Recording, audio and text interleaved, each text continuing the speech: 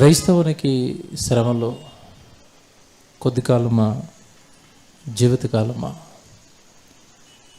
అసలు క్రైస్తవునికి శ్రమ అనేది దేవుడు పెట్టాడా? క్రైస్తవుడికి భూమి మీద శ్రమలు ఉంటాయా? అసలు శ్రమల గురించి బైబిల్ మనకి ఏం చెప్పింది? శ్రమల గురించి బైబిల్లో దేవుడు మన జీవితాన్ని ఉద్దేశించి ఏమి రాయించాడు? ఇవేవి కూడా వాక్యాన్ని బట్టి ఆలోచించక ఎవరికి నచ్చింది వారు, ఎవరికి తోచింది వారు అక్కడక్కడ ఒక్కొక్క వాక్యాన్ని చదువుకుని, ఒక్కొక్క వాక్యాన్ని నేర్చుకుని పూర్తిగా బైబిల్ పైన అవగాహనకు రాకుండా మిడిమిడిగా కొద్ది జ్ఞానంతో మాట్లాడుతున్నారు. ఇది మన ఆత్మీయ జీవితానికి ప్రమాదం. స్కూల్లో మన పిల్లల్ని స్కూల్కి పంపించినప్పుడు సరిగా చదువుకొని మాస్టర్ పాఠాలు చెప్పాడు అంటే పిల్లవాడు ఫెయిల్ అవుతాడు. పిల్లవాడు పై తరగతులకి వెళ్ళటం కష్టమైపోతుంది. ఏదో హాజరుతో మెయింటైన్ చేసినా, పై క్లాస్కి వెళ్ళినా వాడు సబ్జెక్టు మీద పట్టు లేనివాడుగా, సబ్జెక్టు మీద అవగాహన లేనివాడుగా మిగిలిపోతాడు. కారణం ఏంటంటే చెప్పిన టీచర్కి సరైన అవగాహన లేదు. ఈరోజు విశ్వాసులు వాక్యం వింటున్నప్పుడు వినబడుతున్న మాటలు వాక్యానుసారమా? నేను వింటున్న ఈ వాక్యాలన్నీ కూడా దేవుడు రాయించినవి, దేవుడు చెప్పినవి చెప్పినట్టుగానే నేను వింటున్నానా? దేవుడు నిజంగా ఎంత ప్రేమమయుడు అంటే చెబుతున్న వ్యక్తి చేతుల్లోనూ బైబిల్ పెట్టాడు, వింటున్న వాళ్ళ చేతుల్లో కూడా బైబిల్ పెట్టాడు. కారణం ఏంటి? చెప్పేవాడు ఏం చెప్తున్నాడో కూర్చుని వింటున్నవాడు ఏం చేయాలి? చూసుకోవాలి, పరిశీలించుకోవాలి. యాకోబు గారు చెప్తున్నారు ఒక సంగతి వినటం కోసం. 1వ అధ్యాయము 21వ వచనం 22వ వచనం మీరు చూడండి. వాక్యం గురించి యాకోబు గారు చెప్తున్నమాట. యాకోబు గారు రాసిన పత్రిక 1వ అధ్యాయము 21-22. అందుచేత సమస్త కల్మషమును, విర్రవీగుచున్న దుష్టత్వమును మీరు మానేసి లోపల నాటబడి మీ ఆత్మలను రక్షించుటకు శక్తి కలిగిన వాక్యాన్ని సాత్వికముతో మీరు అంగీకరించి, ఈ వచనం చూడండి, వాక్యాన్ని మీరు వినండి, అంగీకరించండి, మీ హృదయాలలో నాటుకోండి అని చెప్పిన ఆయన మీరు వింటున్నప్పుడు ఏది పడితే అది వినటం కాదు. 22లో అది ఏంటి? ఇప్పుడు మీరు మాత్రమయ్యుండి మిమ్మును మీరు మోసపుచ్చుకొనకుండా వాక్య ప్రకారము ప్రవర్తించండి. చాలండి. మీరు వినువారు మాత్రమయ్యుండి అన్నాడు. వినువారు అంటే శ్రోతలు అని అర్థం. శ్రోత రేడియోలో పాటలు వింటున్నాడు, టీవీలో ఏదో వింటున్నాడు. విన్నవన్నీ పరీక్షించుకోవాల్సిన అవసరం ఉందా అంటే లేదు. ఎందుకంటే పాట వలన మనకి నచ్చితే వింటారు, నచ్చకపోతే విడిచిపెట్టేస్తారు.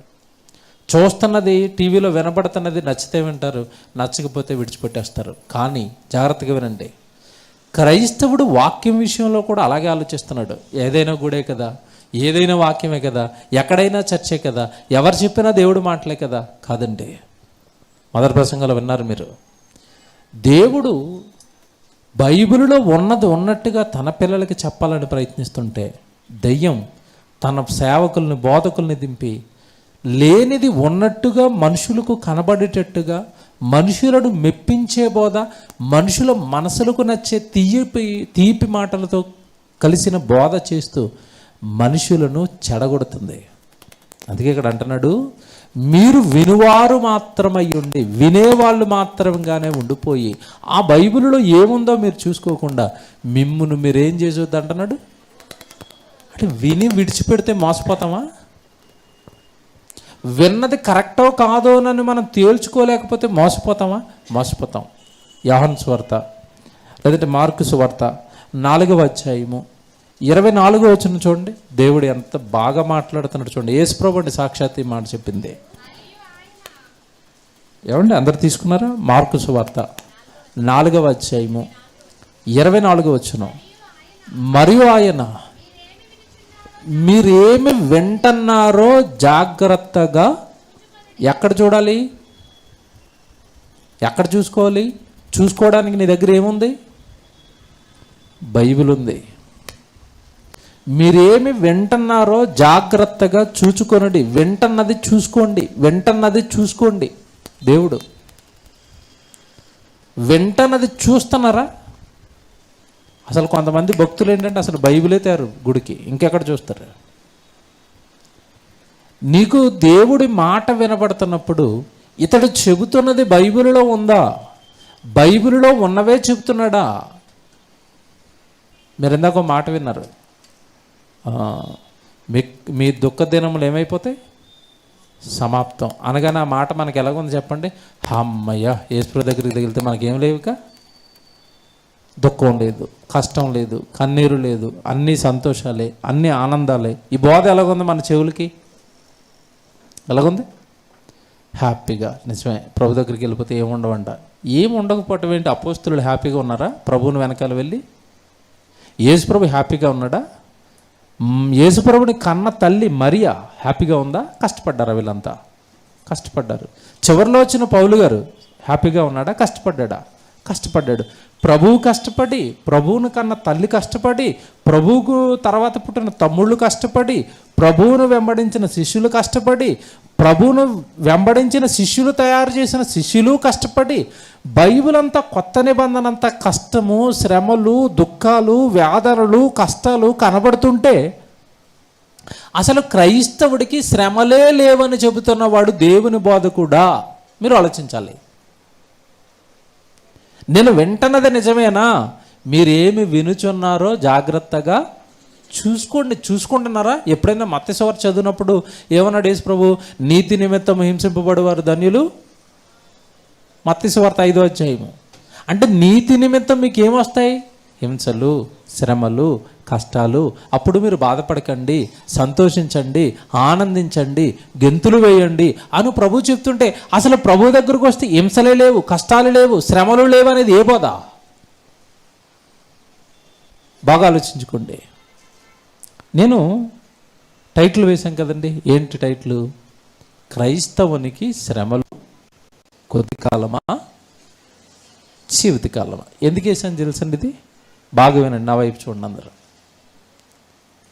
క్రైస్తవులంతా ఈ వచ్చే నాకు తెలిసి ఏదో ఆదివారం వస్తుందండి, 16, 17 ఉంది డేట్. ఈస్టర్ 17. ఈ 17 వరకు కూడా ఏ దినాలని ప్రకటించారు వీటిని అంటే? ఏ దినాలు చెప్పండి? గట్టిగా సార్ చెప్పండి. శ్రమ దినాలు. ఎప్పటి వరకు? ఏప్రిల్ 17 వరకు శ్రమ దినాలు. ఏప్రిల్ 18 ఏ దినం? ప్రశ్న అర్థమైందో లేదో మళ్ళీ చెప్తాను. ఏప్రిల్ 17 వరకు మాకు శ్రమ దినాలండి. ఓకే, వెరీ గుడ్, బాగుంది. ఏప్రిల్ 18 ఏ దినం? శ్రమ దినాలు అయిపోతే శ్రమకు ఆపోజిట్ వర్డ్ ఏంటి చెప్పండి? సుఖదినాలు. Let's enjoy. అయిపోయినాయి శ్రమ దినాలు. ఇదే ఆ క్రైస్తవ్యం, ఇదే నా పాఠం. నేను చెప్తాను ఇప్పుడు. బైబిల్లో చాలామంది అంటున్నారు, చాలామంది ఏమండి ప్రసంగాలు చెప్పారు, చాలామంది బైబిల్ ఓపెన్ యూనివర్సిటీని సత్యాన్ని చెప్తున్నందుకు మమ్మల్ని విమర్శిస్తారండి. మీరు విమర్శించినా, మీరు ఏదో తప్పు పడుతున్నారన్నా బాధపడేవాడు ఎవడూ లేడు ఇక్కడ. కారణం ఏంటంటే మనుషులకు భయపడి బోధ చేయటం లేదు, దేవుడికి భయపడి బోధ చేస్తున్నాం. దేవుడు చెప్పంది క్రైస్తవ్యంలో చొప్పించి, దేవుడు చెయ్యమన్నది క్రైస్తవ్యానికి చెయ్యమని శాసించి, దేవుడు బైబిల్లో ఒకటి రాస్తే దానికి ఆపోజిట్గా క్రైస్తవ్యాన్ని తీసుకువెళుతున్న వాళ్ళ గురించి మాట్లాడవలసిన బాధ్యత బైబిల్ ఎరిగిన వాళ్ళంగా, దేవుడిని అమితంగా ప్రేమించే వాళ్ళంగా, దేవుడి గురించి రాత్రింపగళ్ళు కష్టపడుతున్న వాళ్ళంగా మాకుందా హక్కు. తప్పు చేస్తున్నారని చెప్పే హక్కు. ఆచారాలు క్రైస్తవ్యంలోనికి వచ్చాయి. ఇప్పుడు చెప్తాను. ఈ శ్రమ దినాల చరిత్ర మీరు జాగ్రత్తగా వినండి. ఎంతకాలం చేస్తారు శ్రమదినాలు అంటే 40 రోజులు. వీటిని కూడా లెక్క పెట్టి చేస్తారండి. ఎలా లెక్క పెడతారంటే, ఈస్టర్ ఆదివారం అని ఒకటి నిర్ణయించుకుని దానికి ఎగ్జాక్ట్ ముందు 46 రోజులు చూసుకుంటారు. ఒక బుధవారం, బస్వ బుధవారం అని ఆ బుధవారాన్ని ప్రారంభించి ఈస్టర్కి ముందు 46 రోజులు కరెక్ట్గా కాలిక్యులేషన్స్ వేసుకుంటారు. అందులో ఆదివారాలు పోను మిగిలిన ఎన్ని దినాలు అంటే 40 దినాలు. ఈ 40 దినాలను ఎలా ప్రకటిస్తారు అంటే శ్రమ దినాలు. ఎప్పుడు వచ్చింది క్రైస్తవ్యంలోనికి ఇది? యేసుప్రభు మీరు 40 దినాలు ఉపవాసాలు చేయాలి శ్రమ దినాలని బైబిల్ ఎక్కడని చెప్పాడా? చెప్పలేదు. అపోస్తులు ఏమైనా బైబిల్లో చెప్పారా? మేము వెళ్ళిపోతాము సంగమా, ప్రారంభపు సంగమా, మీరు సంవత్సరానికి ఒకసారి 40 రోజులు శ్రమ దినాలు మీరు పాటించాలి అని అపోస్తులు ఎక్కడైనా చెప్పారా? పెదురు గారు చెప్పారా? పౌలు గారు చెప్పారా? అపోస్తులు ఎవరైనా చెప్పారా? యోహాను గారు చెప్పారా? ఎవరో చెప్పలేదు. మరి ఎలాగొచ్చింది క్రైస్తవ్యంలోనికంటే జాగ్రత్తగా వినండి. 3వ శతాబ్దం, సుమారు 325 క్రీస్తు శకం, అప్పుడు క్రైస్తవ్యంలోనికి ఈ ఆచారం అనేది ప్రవేశపెట్టబడింది. ఏ ఆచారం? ఈ శ్రమ దినాలు మనం 40 రోజులు పాటించాలి అన్న ఆచారం ప్రవేశపెట్టబడింది. మీరు జాగ్రత్తగా వినండి. ఈ ఆచారాన్ని ప్రవేశపెట్టిన తొలినాళ్ళల్లో, తొలి రోజుల్లో, ప్రారంభంలో ఒక మంచి ఉద్దేశంతోనే వాళ్ళు ప్రారంభించారు. ఏంటో వచ్చే ఉద్దేశం అంటే, ఇదిగో బాప్తిస్మము తీసుకోవాలి అని. మనం ఆల్రెడీ బాప్తిస్మం తీసుకున్నాం. ఎవడైనా బాప్తిస్మం తీసుకోవాలనుకుంటాడు, వాడిని మనతో పాటు ఈ 40 దినాలు కూర్చోబెట్టి దేవుడు ఏంటో, వాక్యం ఏంటో నేర్పిన తర్వాత వాడికి బాప్తిస్మం ఇద్దాం. ఒక మంచి మోటోతో స్టార్ట్ చేశారు. కానీ రాను రాను ఇది ఎలా మారిపోయింది క్రైస్తవ్యంలో అంటే, ఒక పండగలాగా, ఒక ఆచారంలాగా, ఒక తిని ఆనందించే ఒక విచిత్రమైన పండగలా మారిపోయింది. ఇదేంటంటే ఇలాగ అంటున్నారు, వాళ్ళేం పండుగ చేసుకుంటున్నారు అని మీరు అనుకుంటారేమో. ఇప్పుడు చెప్తాను అసలు పండుగ ఏంటో. ఈ 40 దినాలు కూడా ఏం చేస్తారు చెప్పండి? ఏం చేస్తారు? ఉపవాసం. ఏ ఉపవాసం చేస్తారు? ఎలాంటి ఉపవాసం చేస్తారు? ఎలాంటి ఉపవాసం చేయమని దేవుడు చెప్పాడు, ఎలాంటి ఉపవాసం చేస్తున్నారు? మీకు చివరిలో ఇవన్నీ చెప్పే ముగిస్తాను ప్రసంగం. కేవలం ఒక పూట తిండి మానటం, లేదా లిక్విడ్ ఫ్రూట్స్, ఆహార పదార్థాలు తీసుకోవటం, ఘన పదార్థాలు మానేయటం అంటే, ఒక రకంగా మామూలు రోజుల్లో కంటే ఈ ఉపవాస దినాలలోనే హెల్దీ ఫుడ్ తింటారు, ఆరోగ్యకరమైన ఫుడ్ తింటున్నారు, ఫ్రూట్స్ తింటున్నారు, జ్యూసులు తాగుతున్నారు. నిజానికి ఎప్పుడు తాగుతారు చెప్పండి? పేషెంట్ అయిపోయిన తర్వాత డాక్టర్ గారు ఏమయ్యా మరి బొత్తిగా విటమిన్స్ లేవు, ఏదైనా జ్యూసులు తాగంటే అప్పుడు తాగుతారు. ఆ జ్యూసులు మనోళ్ళు ఇప్పుడు తాగుతున్నారు. పేరుకి మళ్ళీ ఏంటివి? శ్రమ దినాలా. ఇలాగా పాటించమని బైబిల్ చెప్పింది. ఇలాగా దేవుడు చేయమన్నాడు. ఇలాగా దేవుడి కొరకు కష్టపడే విధానం ఇదా? ఇలా కష్టపడమని దేవుడు బైబిల్లో చెప్పాడా? చూపిస్తాను వచనాలన్నీ. క్రైస్తవుడు ఈ 40 దినాలు శ్రమ దినాలంట, 41వ దినం నుంచి సుఖపడతాడంట. మళ్ళీ దీనికి కొంతమంది ఏమంటున్నారంటే, మీరు ఎందుకండి వాళ్ళు ఏదో చేసుకుంటున్నారుగా, మీరు ఎందుకు అంటున్నారు? అక్కడ వాళ్ళు ఏం తప్పు చేయటం లేదు కదా. జాగ్రత్తగా వినండి, ఇక్కడే పడగొడుతుంది దయ్యం. వాళ్ళు ఏం తప్పు చేయటం లేదు కదా, వెళ్ళి అక్కడ వాక్యం నేర్చుకుంటున్నారు, వెళ్ళి అక్కడ ప్రార్థన చేస్తున్నారు, వెళ్ళి వాళ్ళ ఆత్మీయ జీవితాన్ని ఏదో దేవుడిలో గడుపుతున్నారు, మంచిదే కదా, మేలే జరుగుతుంది కదా, ఎందుకు దీన్ని విమర్శిస్తున్నారు, ఎందుకు దీన్ని మాట్లాడుతున్నారు అంటున్నారు చాలామంది. అంటున్న వాళ్ళు కూడా సమాధానం చెప్తున్నాను. బైబిలుకు విరుద్ధంగా నువ్వు ఏ కార్యక్రమాన్ని చేపట్టినా అది దేవుడు ఆమోదం లేనప్పుడు, దేవుడు బైబిల్లో చేయమని నువ్వు చెప్పనప్పుడు, అది నువ్వు ప్రవేశపెడితే అది నీకు మేలు జరుగుతుంది తప్ప దేవుడికి ఎటువంటి మేలు దాని ద్వారా జరగదు. దేవుడు చెప్పని కార్యక్రమాన్ని ఒకటి నువ్వు ప్రవేశపెట్టి దానిని జరిగించిన దానివల్ల ఏదో జరుగుతుందని నువ్వు అనుకుంటావు, కానీ అసలు ఏమీ జరగదు. నేను చెప్తాను ఇప్పుడు వాక్యాలన్నీ. నువ్వు భ్రమపడుతున్నావు ఏదో మేలు జరుగుతుందని, భ్రమది. 40 రోజులు భక్తిగా ఉన్నావు, 41వ రోజు భక్తి సడలింది. దేవుడికి మెచ్చుతుందని ఆత్మీయ జీవితం? ఇంకొంతమంది ఏమంటున్నారంటే ఈ 40 రోజులు బాగా రీఛార్జ్ అయిపోతాడండి, రీఛార్జ్ అయిపోయాయంటే ఈ రీఛార్జ్ సంవత్సరం పనిచేస్తుందంటే ఎక్కడ పనిచేస్తుంది? ఇలాగ విపరీతమైన వాదనలు దీని మీద. ఈ 40 దినాలు భక్తిలో మేము బాగా రీఛార్జ్. ఏమంటే ఏనాడు లేని భక్తి 40 రోజుల్లోనే ఎందుకు పుడుతుంది? ఇప్పుడే ఎందుకు ప్రత్యేకంగా పుట్టుకొచ్చింది? బాగా ఆలోచించాలి వాక్యం. క్రైస్తవుడు శ్రమ పడవలసింది 40 రోజులు, 30 రోజులు, 20 రోజులు, 50 రోజులు, 10 రోజులు, 1 రోజు, 2 రోజులు కాదు. ఎంతకాలం శ్రమ పడమన్నాడు తెలుసు దేవుడు? అసలు శ్రమ ఎందుకు పడాలి? క్రైస్తవుడు పడాలి. శ్రమ పడితేనే పరలోకం వస్తుంది, శ్రమ పడితేనే నిత్య జీవం వస్తుంది. నువ్వు దేవుడి కోసం ఏదైనా కష్టపడితేనే నీకు పరలోకాన్ని ఇస్తాడు తప్ప ఊరకనే నమ్మి నీ కొరకు, నీ కుటుంబం కొరకు, నీ శరీరం కొరకు, ఈ లోకంలో సుఖాల కొరకు నువ్వు పడతానావే కష్టం, ఆ కష్టాలు ఏవి కూడా నీకు పరలోకాన్ని ఇవ్వవు. పేతురు గారు రాసిన మొదటి పత్రిక 4వ అధ్యాయము, జాగ్రత్తగా చాలా రెఫరెన్స్లు చూపిస్తాను నేను. పేతురు గారు రాసిన మొదటి పత్రిక 4వ అధ్యాయము 1వ వచనం జాగ్రత్తగా చదవండి బైబిల్లో. క్రీస్తు, బాగా వినండి, మన ప్రభు కోసం చెప్తున్నాడు ఇక్కడ పేతురు గారు. క్రీస్తు శరీరమందు శ్రమపడెను కనుక మీరును అట్టి మనస్సునే ఆయుధముగా ధరించుకోండి. ఏం చెప్పాడు? క్రీస్తు 40 దినాలు శ్రమపడ్డాడు కనుక మీరును అట్టి మనసుని ఆయుధంగా ధరించుకోండి అనంది అక్కడ లేదు. వాక్యం బాగా చదవాలి. క్రీస్తు శరీరమందు శ్రమపడెను. శరీరం ఉన్నంత కాలం ఆ శరీరంతో యేసుక్రీస్తుల వారు ఏం చేశారు? మీరు ఎలా చెప్తారండి శరీరంలో ఉన్నంత కాలం ఆయన శ్రమపడ్డాడని? హెబ్రీయులకు రాసిన పత్రిక 5వ అధ్యాయము 7వ వచనం. బైబిలు మా నోట్లోంచి వచ్చే ప్రతి మాట బైబిలులో దేవుడు రాయించిందే వాస్తవాలను పట్టుకొచ్చి మీ ముందు పెడుతున్నాం.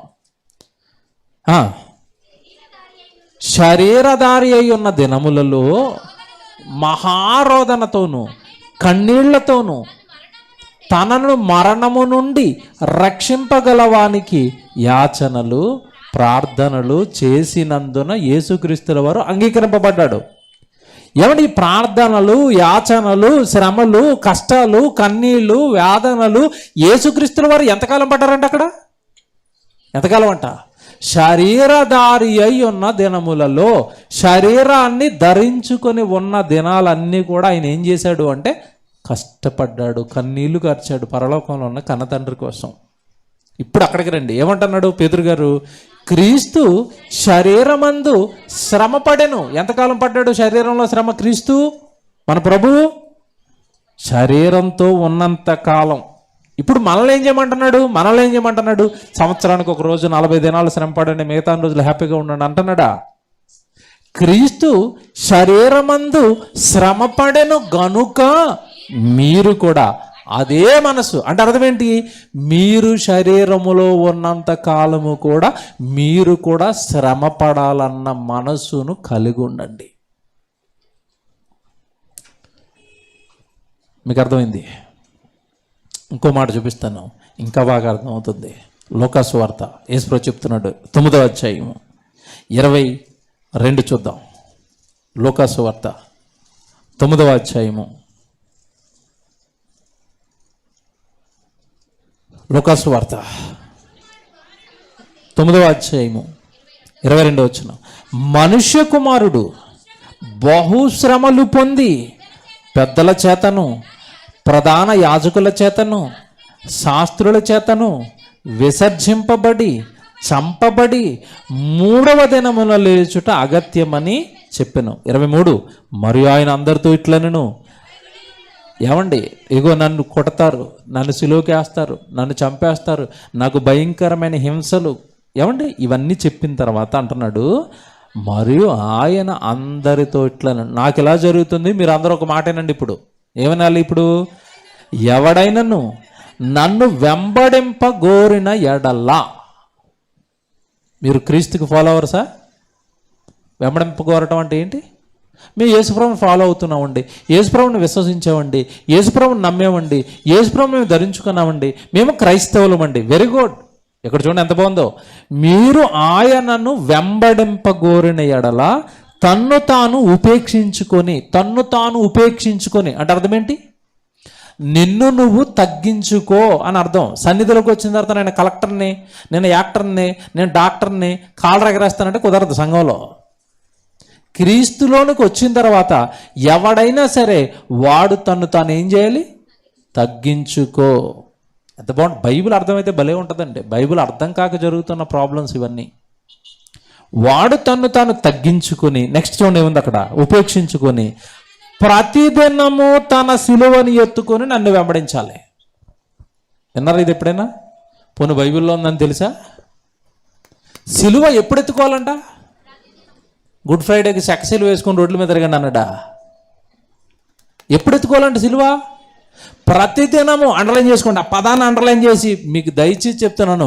ఏ బంగారు వాక్యాలు రాయించుకొని గోడలకి ఇవే పెట్టుకోవాలి మనం. ప్రతిదినము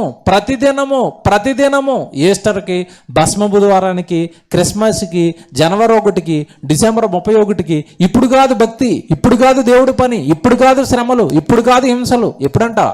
ఎప్పుడైనా ఉంది బైబిల్లో? ప్రతిదినము. బైబిల్ చెప్తే ఎందుకు బాధ వస్తుంది? బైబిల్ చెబుతుండే ఎందుకు మమ్మల్ని తప్పు పడుతున్నారు? బైబిల్లో దేవుడు ఇలా రాశాడయ్యా, మనం ప్రతిదినము దేవుడి సేవలో ఉండాలి, ప్రతిదినము ప్రార్థనలో ఉండాలి, ప్రతిదినము వాక్యంలో ఉండాలి, ప్రతిదినము దేవుడి పనిలో మీ శరీరాలు అరిగిపోవాలి. ఇది బైబిల్. ఇది మీరెందుకు దానికి విరుద్ధంగా ఒక పీరియడ్ని పెట్టి, ఈ పీరియడ్ని శ్రమ దినాలను ప్రకటించి, అప్పుడు మాత్రమే శ్రమ అని చెప్పి మిగతా దినాలంతా కూడా మీరు ఏ బోధ చేస్తున్నారంటే, క్రీస్తు యేసునందు ఉన్నవాడికి ఏ శిక్షా విధి లేదు, ఏ శ్రమ లేదు, ఏ కష్టము లేదు, మనమంతా హ్యాపీ హ్యాపీ హ్యాపీ అని ఎందుకు ఆ బోధలు చేస్తున్నారు? తప్పు చేయట్లేదా మీరు? లేనిది చెప్పడం లేదా మీరు? బైబిల్కు విరుద్ధమైన బోధలు చేయటం లేదా మీరు? ప్రతిదినము సిలువ అంటే అర్థం ఏంటి? సిలువ అంటే అర్థం ఏంటి? శ్రమ. ఎప్పుడు శ్రమ పడాలంట నువ్వు? చెప్పాను ఇందాక 17తో అయిపోయిందండి. అయ్యగారు ఇక రేపుడితో నా ఉపవాసాలు అయిపోతున్నాయి, రేపుడితో మా శ్రమ దినాలు అయిపోయినాయి, మరి ఎల్లుండి ఏంటమ్మా? ఏమండి నలిగిపోయానండి బాబు, 40 దినాలు ఉపవాసాలు చేయక, రేపటి నుంచి మా అమ్మ వాళ్ళ ఇంటికి వెళ్ళిపోదాం అనుకుంటున్నాను. సరే, శ్రమ దినాలు అయిపోగానే ఎందులోకి వెళ్ళిపోతున్నారు? మా అమ్మోళ్ళ ఇంటికి వెళ్ళిపోతాను, మా నాన్న ఇంటికి వెళ్ళిపోతాను, షికార్కి వెళ్ళిపోతాను, పార్క్కి వెళ్ళిపోతాను, ఎగ్జిబిషన్కి వెళ్ళిపోతాను, సుఖానికి వెళ్ళిపోతాను, ఇంకా సుఖానికి వెళ్ళిపోతాను. అయిపోయిన శ్రమ దినాలు. ఇదా నువ్వు నేర్పే భక్తి? ఇదా నువ్వు నేర్పించింది? ఇది రైటా బైబిల్ ప్రకారం? ఇక్కడ ఇంకోటి చెప్తాను. ఏముండి అక్కడికి వెళ్ళి ఏం తప్పు చేస్తున్నారండి, 40 రోజులు వాక్యం నేర్చుకుంటున్నారండి. అమ్మ, 40 రోజులు వాక్యం నేర్చుకుంటున్నారు, 41వ రోజు జబర్దస్త్ చూస్తావా? 41వ రోజు సినిమాకి వెళ్తావా? అసలు బైబిల్ ఎప్పుడు నేర్చుకోమని చెప్పింది? బైబిల్ అపోస్తుల కార్యాలు 17వ అధ్యాయం చూడండి. బైబిల్ చూడండి, అపోస్తుల కార్యాలు 17వ అధ్యాయము 11వ వచనం. అపోస్తుల కార్యాలు 17వ అధ్యాయము 11వ వచనం.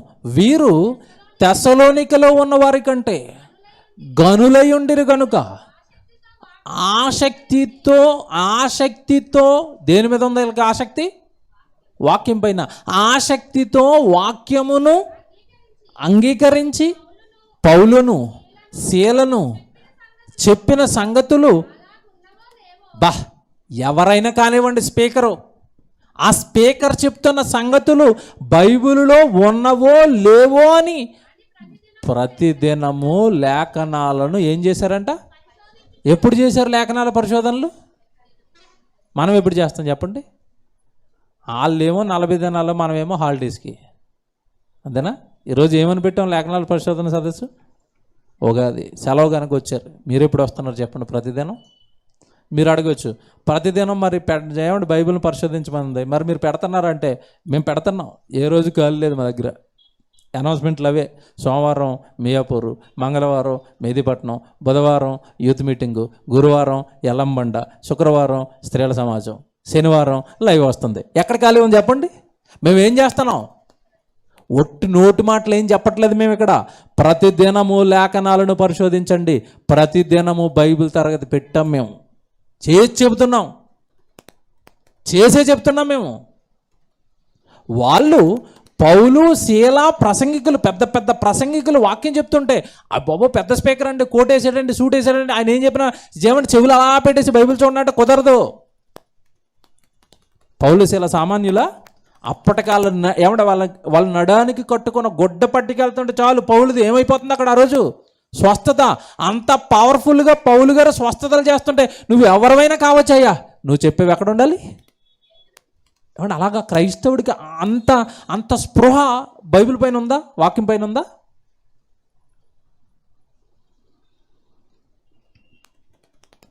వాక్యం ఎప్పుడు పరిశోధించాలి?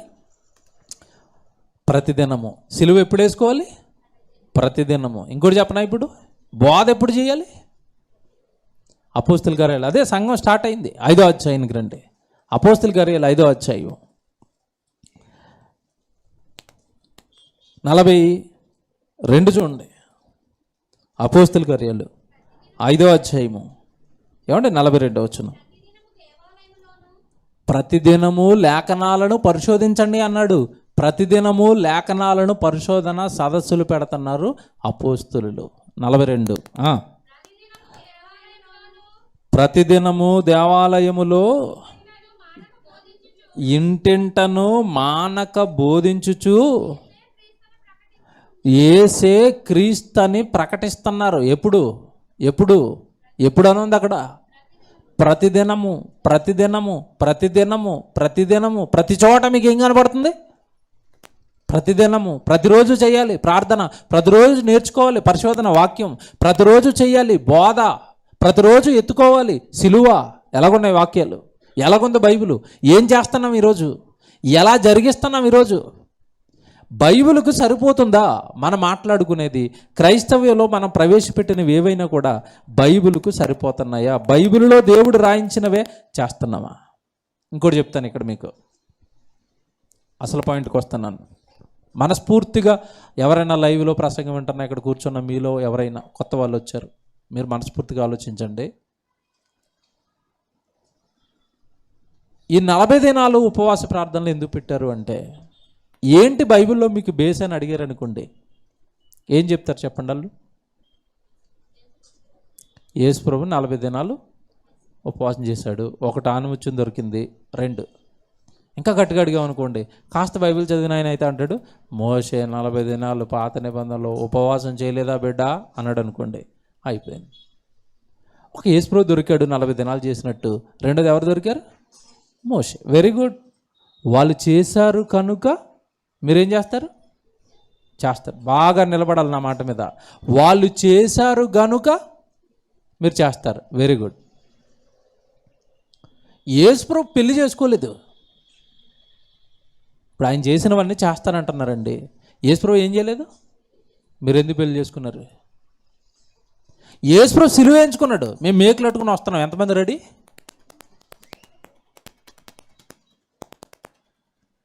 వాళ్ళు చేశారు కనుక చేస్తానంటున్నావు కదా, ఆయన చేసినవన్నీ చేస్తావా? నీకు చెప్పింది చేస్తావా? మళ్ళీ చెప్తున్నాను పాయింట్. నువ్వు ఆయన చేశాడు కనుక చేస్తానంటున్నావు కదా, ఆయన చేసింది ఒకటి చేస్తాను. నువ్వు పెళ్లి చేసుకోలేదు, పెళ్ళి ఎందుకు చేసుకున్నావు? సిలువ వేయించుకున్నాడు, నువ్వు సిలువ వేయించుకుంటావా? మోషే దగ్గరికి వస్తున్నారు. Very good. మోషే చేశాడు, చేస్తాం. మోషే మీద లక్షల మంది తిరగబడుతున్నారు. సాత్వికంతో ఉన్నాడు. నేను ఒక్కడు ఏమైనా అంటే వాడు అంతం చూసే వరకు విడిచిపెట్టను అంటావు నువ్వు. నీకెక్కడ సాత్వికం?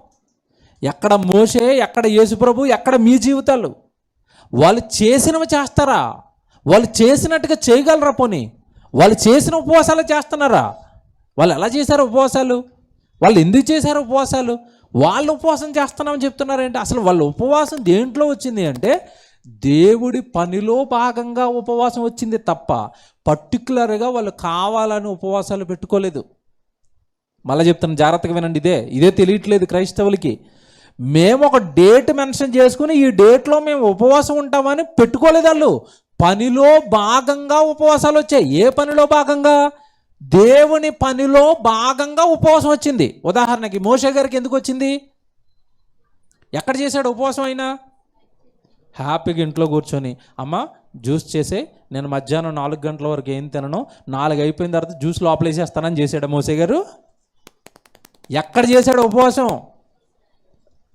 ఉన్నది అసలే అరణ్యం. ఆ అరణ్యంలో మళ్ళీ ఒక ఎత్తైన కొండ, ఆ కొండ మీద దేవుడు ఆజ్ఞలు ఇస్తాను రమ్మంటే అక్కడికి వెళ్ళి దేవుడిస్తున్న ఆజ్ఞలు, దేవుడి వాక్యాన్ని రాసుకుంటూ అక్కడ బిజీ అయిపోయి పనిలో భాగంగా దేవుడు వాక్యాన్ని ప్రజలకు తెచ్చే పనిలో భాగంగా మోషే గారికి ఏమొచ్చింది? ద్వితీయోపదేశకాండం చూడండి, బైబిల్ చూద్దాం, మీకు చూస్తే అయిపోద్ది. ద్వితీయోపదేశకాండం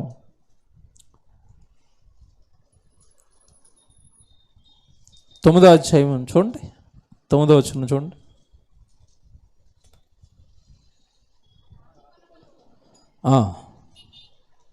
ద్వితీయోపదేశకాండం 9వ అధ్యాయము 9వ వచనం. ఆ రాతి పలకలు అనగా యెహోవా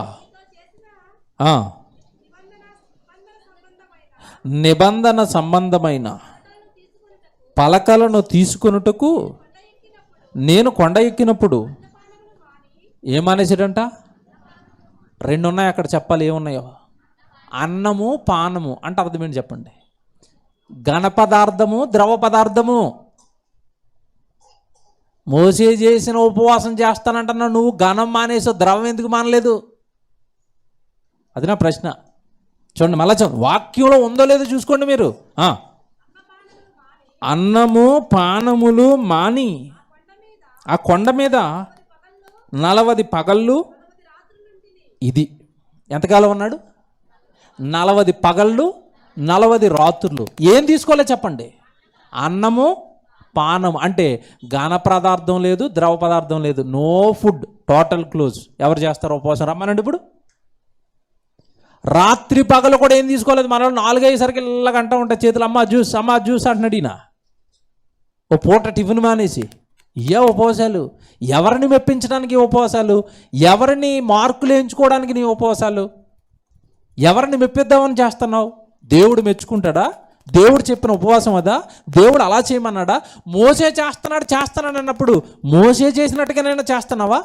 ఏమి తినకుండా 40 రాత్రులు 40 పగళ్ళు ఉంటావా? చాలామంది అంటారు, ఏమంటే బైబిల్ అలా రాస్తారండి, 40 రాత్రి పగళ్ళు ఏం తినకుండా ఉంటే మంచి బతుకుతాడో చచ్చిపోతాడు అంటున్నారు. చచ్చిపోతాడా బతుకుతాడు చెప్పండి? ఏమి తినకపోయినా 40 రాత్రులు 40 పగళ్ళు మనిషి బ్రతకగలడు. ఎలా చెప్తామంటే, ఒక ఆయన ప్రాణత్యాగం చేశారు, పొట్టి శ్రీరాములు గారు, మీకు తెలుసు. మద్రాసు తెలుగు రాష్ట్రాలు కలిసి ఉన్నప్పుడు ఆయన ఒక పోరాటం చేశాడు. ఏమని? మా తెలుగు భాష మాట్లాడే వాళ్ళందరికీ మాకు ఒక సెపరేట్ రాష్ట్రం కావాలని ఆమరణ నిరాహారణ దీక్ష చేశాడు, ఏమీ తినకుండా. ఎంతకాలం? 40 రాత్రులు 40 రోజులండి ఆయన చేసింది. 41వ రోజు ఆయన చచ్చిపోయాడు. బ్రతకొచ్చా 40 రోజులంటే ఆయన బ్రతికాడుగా. నార్మల్ వ్యక్తే బ్రతికితే దేవుడు కృపన్న వ్యక్తి 40 దినాలు ఆగలేడా? ఆగాడు. ఆగగలిగే శక్తిని దేవుడు ప్రసాదించాడు. దేవుని పిల్లరా, ఇప్పుడు యేసుప్రభు చేశాడు అంటున్నారు. యేసుప్రభు ఎలా చేశాడు? లూకాసు వార్త 4వ అధ్యాయము 1-2 వచనాలు చూడండి. లూకాసు వార్త 4వ అధ్యాయము 1-2 వచనాలు. యేసు పరిశుద్ధాత్మ పూర్ణుడై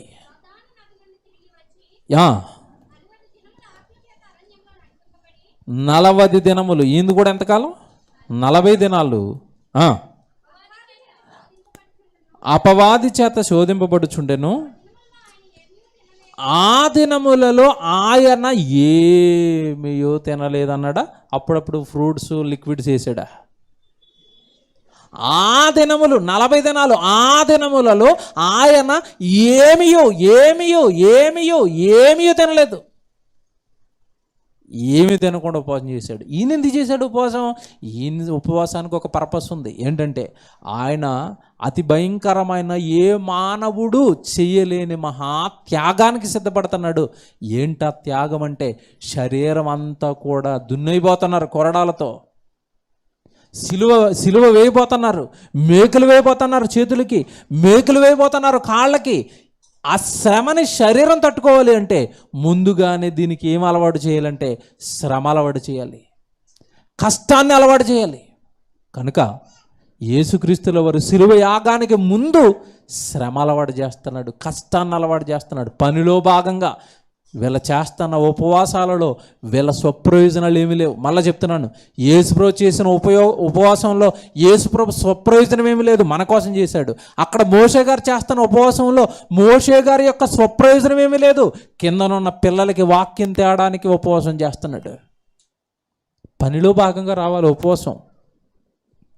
పనిలో భాగంగా వచ్చిన ఉపవాసం కరెక్ట్ బైబిల్ ప్రకారం, అంతే తప్ప నువ్వు పర్టికులర్గా పెట్టుకుని నువ్వు చేస్తానన్న ఏ ఉపవాసము కూడా అది బైబిల్కి విరుద్ధం. మనిషి ఉపవాసం చేయవలసిన విధానం అది కాదు. ఒక మాట అడుగుతున్నాడండి, ఉపవాసం చేస్తున్నాం మేము, ఉపవాసం చేస్తున్నాం అంటున్న వాళ్ళందరినీ కూడా దేవుడు ఒక మాట అడుగుతున్నాడు. హబక్కూ గ్రంథం మీరు చూడండి, లేదా జకర్యా పుస్తకం చూద్దాం. జకర్యా గ్రంథం 7వ అధ్యాయము 5వ వచనం. అందరూ బైబిల్ తీసి జాగ్రత్తగా చూసుకోండి. జకర్యా గ్రంథం 7వ అధ్యాయము 5వ వచనం. దేశపు జనులందరికీ యాజకులకును నీవి మాటలు తెలియచేయవలెను. ఈ జరిగిన 70 సంవత్సరములు ఏటేటా 5వ నెలను 7వ నెలను మీరు ఉపవాసం ఉండి దుఃఖము సలుపుచూ వచ్చినప్పుడు వేసాడు ప్రశ్న.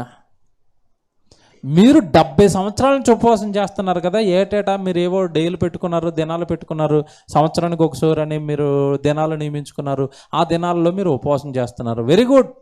ఇక్కడ దేవుడు అడుగుతున్న ప్రశ్న ఏంటంటే, మీరు ఏటేటా మీరు చేస్తున్న ఉపవాసాలు నాయందు భక్తి కలిగియే ఉపవాసం ఉండిరా. అండర్లైన్ చేయాలి దాన్ని. నా మీద భక్తితోనే ఉపవాసం చేశారా, లేకపోతే ఉద్యోగం రావట్లేదని ఉపవాసానికి వెళ్ళిరా? నా యందు భక్తి కలిగే ఉపవాసం చేశారా, పెళ్ళి అవ్వట్లేదని ఉపవాసానికి వెళ్ళిరా? యువకులకి ఇది ఒక వరం అండి, 40 దినాలు. తెలుసా మీకు? తెలియదేమో. పెళ్ళి కాని యువకులకి ఇది ఒక వరం. నాయనా, పెళ్ళి అవ్వట్లేదా నీకు? వివాహం మంచిది రావటం లేదా? మంచి అమ్మాయి నీకు దొరకటం లేదా? ఈ 40 దినాలు దేవుడు నీకు అవకాశం ఇచ్చాడు. ఏం చేయి? నువ్వు ఉపవాసం చేయి. ఎవరి కోసం ఇప్పుడు ఉపవాసం? ఎవరి కోసం? అమ్మగారి కోసమా? ఉద్యోగం కోసమా? వ్యాపారం కోసమా? నీ సుఖాల కోసమా ఉపవాసాలు? ఎంత బాగా మాట్లాడుతున్నాడు చూడండి దేవుడు అక్కడ. మీరు చేసిన ఉపవాసాలు నా యందు భక్తి కలిగే ఉపవాసం ఉంటిరా? మరి ఇప్పుడు ఎందుకున్నారు? ఆయన చెప్తాడు చూడండి. మన మనసులు మనకంటే ఆయనకు బాగా తెలుసు. మరియు మీరు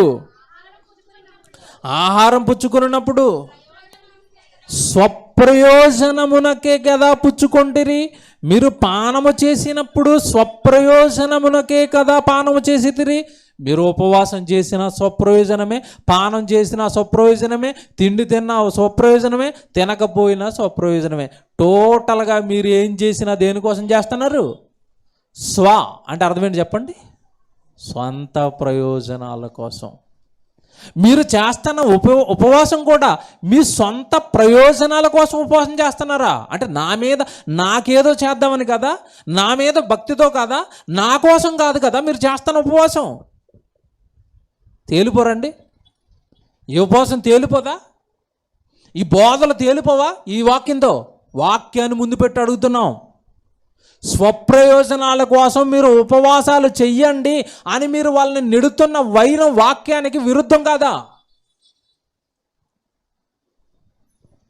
చాలా రోజు మేము చిన్ననాటి నుంచి క్రైస్తవ్యులు ఉండి అలా చూసుకుంటూ వచ్చాం కదండి. చిన్నప్పుడు ఏమండి గ్రామాల్లో తల్లులు మాట్లాడుకునేవారండి, ఏమోనండి శోధనలు, ఏమోనండి కష్టాలు, ఎందుకమ్మా ఇంకొక 4 రోజులు ఆగి వచ్చేస్తున్నాయి కదా, ఏవి ఉపవాస దినాలు వచ్చేస్తాగా, మీరు మీ అబ్బాయి మీ కూతురు అందరూ ఇంట్లో ఉపవాసాలు ఉండిపోండి, ఉపవాసాలు ఉండిపోయి దేవుడి దగ్గరికి వెళ్ళి గట్టిగా ప్రార్థన చేయండి, మీ శోధనలు మీ కష్టాలన్నీ పోతాయి. చిన్నప్పటి నుంచి చెప్తున్నారు కదండి. ఇది నేను మాట్లాడుతున్నాను, జాగ్రత్తగా వినండి. నా ప్రశ్నకి సమాధానం చెప్పండి.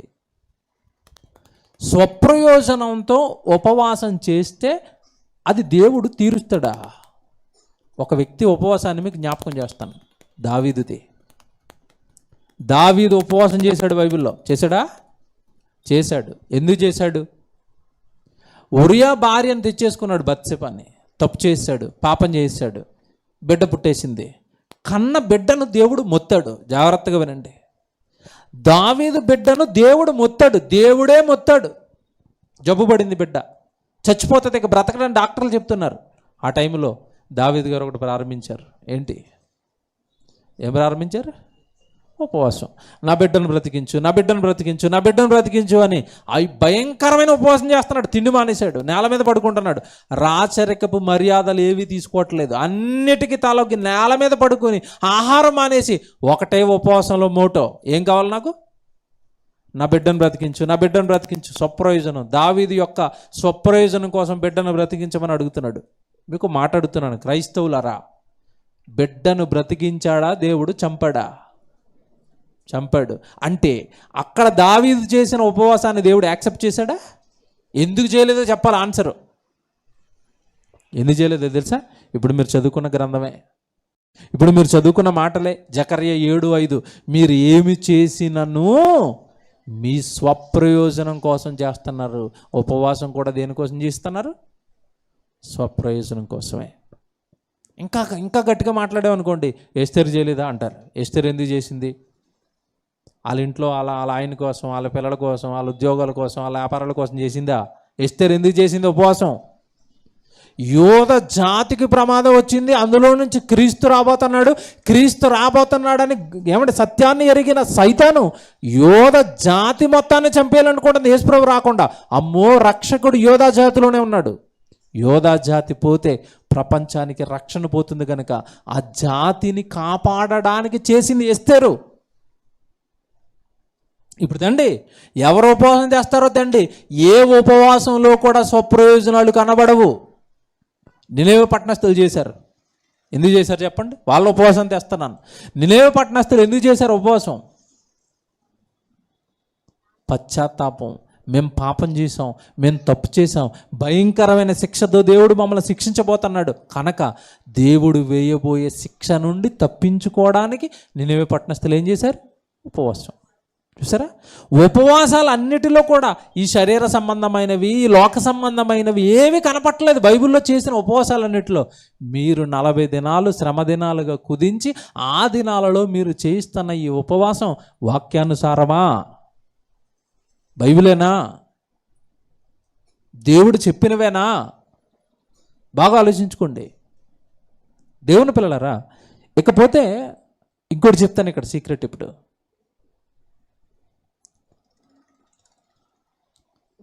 మీరు ఇప్పుడంటే మన హైదరాబాద్లో హోర్డింగ్లు పోస్టర్లు లేవు కనుక రోడ్లు ప్రశాంతంగా ఉన్నాయి. పోస్టర్లు వేసుకునే అవకాశం కనుక ఉంటే ఈ 40 దినాలు రోడ్ల మీద మీకు ఏ పోస్టర్లు కనబడతాయి చెప్పండి? ఏ బోర్డింగ్లు కనబడతాయి మీకు? 40 రోజుల శక్తివంతమైన ఉపవాస ప్రార్థనలు. చూసారా? చూసారా? విన్నారా? రైట్. ఉపవాసం ఫ్లెక్సీలేసి, ఉపవాసం హోర్డింగ్లు పెట్టి, ఉపవాసం పబ్లిసిటీ చేయొచ్చా? మత్తయి సువార్త 6వ అధ్యాయం, యేసు ప్రభు తొలినాళ్ళలో ఈ ప్రసంగం చేశాడు. మత్తయి సువార్త 6వ అధ్యాయం చూడండి, బైబిల్ చూడండి, 16వ వచనం. మత్తయి సువార్త 6వ అధ్యాయము 16వ వచనం చూడండి.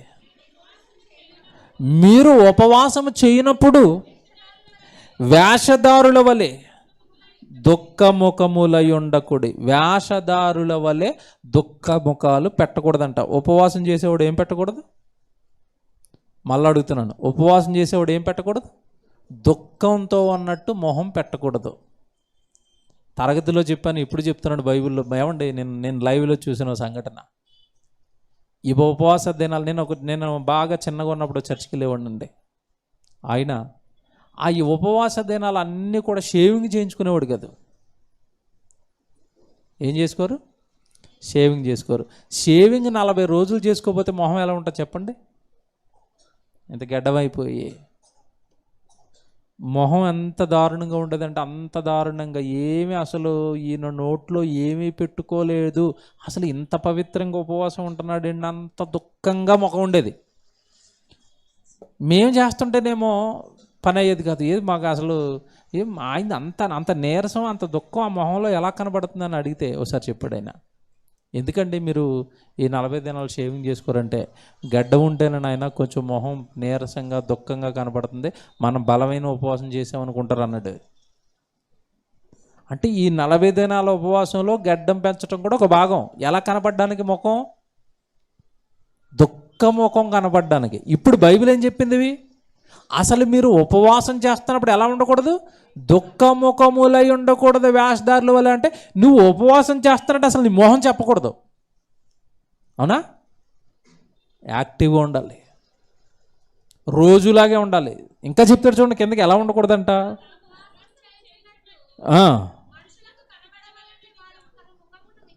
ఎవరికి కనపడకూడదంట? ఇప్పుడు బోర్డు పెడితే ఎవరికి కనపడుతుంది? కనబడిందా మనుషులకి? నువ్వు బోర్డులు పెట్టి, హోర్డింగ్లు పెట్టి, ఫ్లెక్సీలు వేసి, పాంప్లెట్లు కొట్టి ఉపవాస ప్రార్థనలు అంటే నీకు ప్రభు ఏం చెప్పాడు? నీకు నువ్వు చేస్తున్న ఉపవాసం మనుషులకు కనబడవలనని గాక. చూసారా, మనుషులకు కనపడడానికి ముఖాలను విచారం చేస్తున్నారండి. ఎంత దారుణం అండి, ఎంత అసహ్యం అండి. దేవుడు ఏం చెప్పాడు, మీరు ఏం చేస్తున్నారు? బైబిల్ ఏంటి, మీరు చేస్తున్నది ఏంటి? అడుగుతుంటే తప్పు, అడుగుతుంటే వాళ్ళు విమర్శిస్తారు, అడుగుతుంటే వాళ్ళ బోధలన్నీ అలాగే ఉంటాయి. ఏంటండి ఇది? ఏంటి దారుణం? ఏంటి బైబిల్లో ఉన్నది చెబుతుంటే ఎందుకు బాధేస్తుంది? మీరు చేస్తున్నది తప్పు, వాక్య విరుద్ధం, బైబిల్లో ఇలా ఉంది అంటే ఎందుకు విమర్శిస్తున్నామన్న ట్యాగ్ వేస్తున్నారు మా మీద. ఇంకా చూడండి ఏమంటాడు, వారు తమ ఫలములు పొంది ఉన్నారని నిశ్చయముగా మీతో చెబుచున్నాను. 17వ వచనం జాగ్రత్త చూసుకోండి. ఉపవాసము చేయుచున్నట్లు మనుషులకు కనబడవలనని కాక రహస్యమందు నీ తండ్రికే కనబడవలనని నువ్వు ఉపవాసం చేయనప్పుడు నీ తల అంటుకొని నీ మొహం కడుక్కొనుము, అప్పుడు రహస్యమందు చూచుచున్న నీ తండ్రి నీకు. ఇప్పుడు రహస్యంగా చేస్తే ఫలం వస్తుంది, పాంప్లెట్ వేస్తే బాగా ఆలోచించాలి వాక్యాన్ని. మీరు రహస్యంగా చేస్తే పరలోకంలో ఉన్న మీ తండ్రి మీకు ఫలం ఇస్తాడు. పబ్లిసిటీ చేసి, పాంప్లెట్లు వేసి, ఓర్డింగ్లు వేసి చేశారు, దానికి మీకు ఏం రాదంట? ఫలము రాదు. ఫలము రాని పనులు ఎందుకు? ఫలము రాని క్రియలు ఎందుకు? దేవుడు చెప్పనివి ఎందుకు చేస్తున్నారు? ఇదే మా ప్రశ్న. దానివల్ల మీకు ఏం ఉపయోగం? మేము చెప్తా ఉండే పిల్లలకి, దానివల్ల ఏం ఉపయోగం లేదు నాయన. వాళ్ళు ఏదో ఒక ఆచారం పెట్టేశారు, ఆచారంలోకి మీరెందుకు వెళ్ళిపోతున్నారంటే పిల్లలకి ఎక్కడం లేదు. ఎందుకు చెప్తున్నాను, మీరు అక్కడ పడుతున్న కష్టానికి మీకు వచ్చే ఫలాలంటూ ఏమీ లేవు. వాక్యం చెప్పింది రహస్యంగా చేస్తే ఏదైనా ఫలం ఉంటుంది, ప్రకటించుకుని చేయటం ఏంటండి ఉపవాస దినాలని? ఇప్పుడు చెప్పండి, క్రైస్తవుడు ప్రతిదినము తన సిలువనెత్తుకుని, ప్రతిదినము వాక్యం నేర్చుకుంటూ, ప్రతిదినము ప్రార్థన చేస్తూ, ప్రతిదినము బోధ చేస్తూ, ప్రతిదినము దేవుళ్ళో ఉండాలని దేవుడు కోరుకుంటుంటే, ప్రతిదినము నా కొరకు మీరు శ్రమ పడాలని దేవుడు కోరుకుంటుంటే, శ్రమ దినాలు కొద్ది కాలం అని పెట్టి అందులో దేవుడు చెప్పని ఉపవాసం చేయించి ఏం జరిగిస్తున్నారు? క్రైస్తవ్యంలో ఏం జరుగుతుంది? ఎవరు పెట్టారు ఈ ఆచారం? ఎప్పుడో 2వ శతాబ్దంలో 3వ శతాబ్దంలో క్రైస్తవులు ఈ ఆచారాన్ని పెడితే ఆ ఆచారాన్ని ఫాలో అవుతూ వెళ్ళిపోతున్నారు, ఆ దేవుడు వాక్యాన్ని పక్కకు పెట్టి. మార్కు 7:7లో యేసుప్రభువు అన్నమాట మీ అందరికీ తెలుసు కదా. మీరు మనుషుల ఆచారాలని, మనుషుల పద్ధతులను గైకొనటం కోసం మీరు అవసరమైతే వాక్యాన్ని కూడా బొత్తిగా మీరు విసర్జిస్తారని చెప్పేశాడు. చూస్తారు అది మార్కు సువార్త 7వ అధ్యాయము 7వ వచనం. మార్కు సువార్త 7వ అధ్యాయము 7వ వచనం. వారు మానవులు కల్పించిన పద్ధతులను దైవోపదేశములను బోధించుచు నన్ను వ్యర్థముగా ఆరాధిస్తున్నారు. వేస్ట్ వర్షిప్ అన్నాడు చూడండి. ఇలా చెప్తే మీకు అర్థమవుతుంది. మనుషులు కల్పించిన పద్ధతుల ద్వారా నన్ను అనవసరంగా వాళ్ళ పద్ధతుల్లో మీరు ఆరాధిస్తున్నారు. నేను చెప్పిన పద్ధతిలో మీరు ఆరాధన చేయట్లేదు. నేను చెప్పినట్టుగా మీరు చేయట్లేదు ఉపవాసం. నేను చెప్పినట్టుగా మీరు పట్టడం లేదు శ్రమ. నేను చెప్పినట్టుగా చేయటం లేదు మీరు ఏది వ్యర్థముగా మనుషుల ఆచారాలు, మనుషుల పద్ధతులు, మనుషుల క్రమాలను పాటిస్తున్నారు. అది పాటించటానికి అవసరమైతే మీరు వాక్యాన్ని కూడా బొత్తిగా నిరాకరిస్తారంటాడు. కిందకి వెళ్ళేసరికి ఆ కిందలా మీరు చదువుకుంటుంటే 8వ వచనం, మీరు దేవుని ఆజ్ఞను విడిచిపెట్టి, ఉందా బైబిల్లో? మీరు దేవుని ఆజ్ఞను విడిచిపెట్టి, ఏంటి ఆజ్ఞ? ఉపవాసం రహస్యంగా చేయాలి ఆజ్ఞ. అది మేము విడిచిపెట్టేస్తాం, హోర్డింగ్లు వేసి చేస్తాం, అందరికీ చెప్పి చేస్తాం. ఇదేంటిది? ఎంత బాగుంది చూడండి. మీరు మనుషుల ఆజ్ఞలను విడిచిపెట్టి మనుషుల పారంపర్యాచారమును గైకొనుచున్నారు. మరి ఆయన మీరే పారంపర్యాచారమును గైకొనుటకు దేవుని ఆజ్ఞను వాక్యాన్ని బొత్తిగా నిరాకరిస్తారంట. వాక్యంతో మాకు పని లేదు, వాక్యంతో మాకు సంబంధం లేదు, ఇది మా సంఘపు కట్టడ. చెప్తానండి ఇప్పుడు 2 ప్రసంగం, ఎవ్వరు మిస్ అవ్వద్దు. ఇది మా సంఘపు ఆచారం అని ఒక సంఘం వాళ్ళ సంఘంలో ఒక ఆచారం పెట్టేసింది. ఏంటి ఆచారం అంటే, స్త్రీలు సంఘంలో వాక్యాన్ని ప్రకటించకూడదు. టైటిల్ వేయంగానే ఏమంటే నేను పుట్టి పెరిగిన ప్రాంతంలో చిన్న పాప అండి, ఇంటర్మీడియట్ 2nd ఇయర్ చదువుతుంది. అలాగే వాళ్ళిద్దరు ఫ్రెండ్స్, 2 ఆడపిల్లలు మండలంకలో. అమ్మాయి ఒక మెసేజ్ పెట్టింది, ఆ చెల్లి, అన్నయ్య ఇంతకాలం నుంచి మేము రగిలిపోతున్నాం, అసలు వాక్యం చెప్పడానికి మా సంఘంలో మాకు అవకాశం ఇవ్వట్లేదు. ఎందుకు ఇవ్వట్లేదు అంటే, స్త్రీలు వాక్యాన్ని ప్రకటించకూడదు. మేము ప్రకటించకూడదా? మేము అనర్హులమా? ఏంటిది? మీరు టైటిల్ వేశారు కదా, అందుకే మెసేజ్ పెట్టాను. లైవ్ వినమ్మా, ఆ తారీఖు ఆ డేట్లో లైవ్ వస్తుంది, లైవ్ విను, విషయం నీకు పూర్తిగా అర్థమవుతుంది. చూసారా? ఒక్కొక్క సంఘంలో ఒక్కొక్క ఆచారం, ఒక్కొక్క కట్టడ పెట్టారు. ఆ కట్టడ ఆచారం కోసం అండి దేవుడి వాక్యాన్ని బొత్తిగా ఏం చేస్తారంట? వాక్యం ఎలాగైనా ఉండనాయి, ఇది మా సంఘపు ఆచారం, ఇది మా సంఘపు కట్టడ. అర్థమవుతుందిగా? అంటే దేవుడి వాక్యాన్ని మనుషులు విడిచిపెట్టి పక్కకు పెట్టి ఆచారాలకు విలువిస్తున్నారు, మనుషులు పెట్టిన పద్ధతులకు విలువిస్తున్నారు. కర్ణాటక ప్రాంతంలో మీరు వెళ్ళారు అనుకోండి, కర్ణాటక సైడ్ మీరు ప్రాంతాల్లో మీరు వెళ్ళినప్పుడు, నేను సువార్త చేస్తాను తొలినాళ్ళల్లో ఏదో పండగని నన్ను తీసుకెళ్ళారండి. ఏదో పండగన్నా పబ్లిక్ బాగా వచ్చేస్తారు, జాతర, అక్కడ మీరు వాక్యం చెప్తారు కానీ కొద్దిమంది అయినా దేవుడు మాటలు వింటారని తీసుకెళ్లారు కర్ణాటక. విచిత్రం ఏంటంటే, ఒక 10-15 ఊర్లు కలిపండి యేసుక్రీస్తుల వరకు ఒక సమాధి కట్టారు పొలం మధ్యలో. ఆ సమాధి దగ్గరికి సంవత్సరానికి వెళ్ళి ఒక డేట్ పెట్టుకునండి, 3 రోజులు అక్కడికే వచ్చి ఆ సమాధి చుట్టూ తిరుగుతూ, ఆ సమాధికి పువ్వులేస్తూ, ఆ సమాధుల దగ్గర కొవ్వొత్తులు వెలిగిస్తూ, ఇది యేసుప్రభు సమాధి, యేసుప్రభు సమాధి, ఇక్కడ యేసుప్రభు ఉన్నాడు అని అలా భావిస్తున్నారు 3 రోజులు. విచిత్రం ఏంటంటే 3 రోజులు మీరు ఉండలేరు అన్న, చివరి రోజు అని నన్ను చివరి రోజు పట్టుకెళ్ళారు. ఇంకా డబుల్ వచ్చేసారు జనం. ఆ సిలువు చుట్టూ నండి ఇలాగ ఇనప కంచేసి ఉంది, ఆ కంచె మధ్యలో నన్ను నిలబెట్టారు బైబిల్ పెట్టి. ప్రసంగం చెప్పండి వీళ్ళకి. చెప్పానండి, ఏం చెప్పాను తెలుసా? ఇది ఏంటి అని అడిగాను.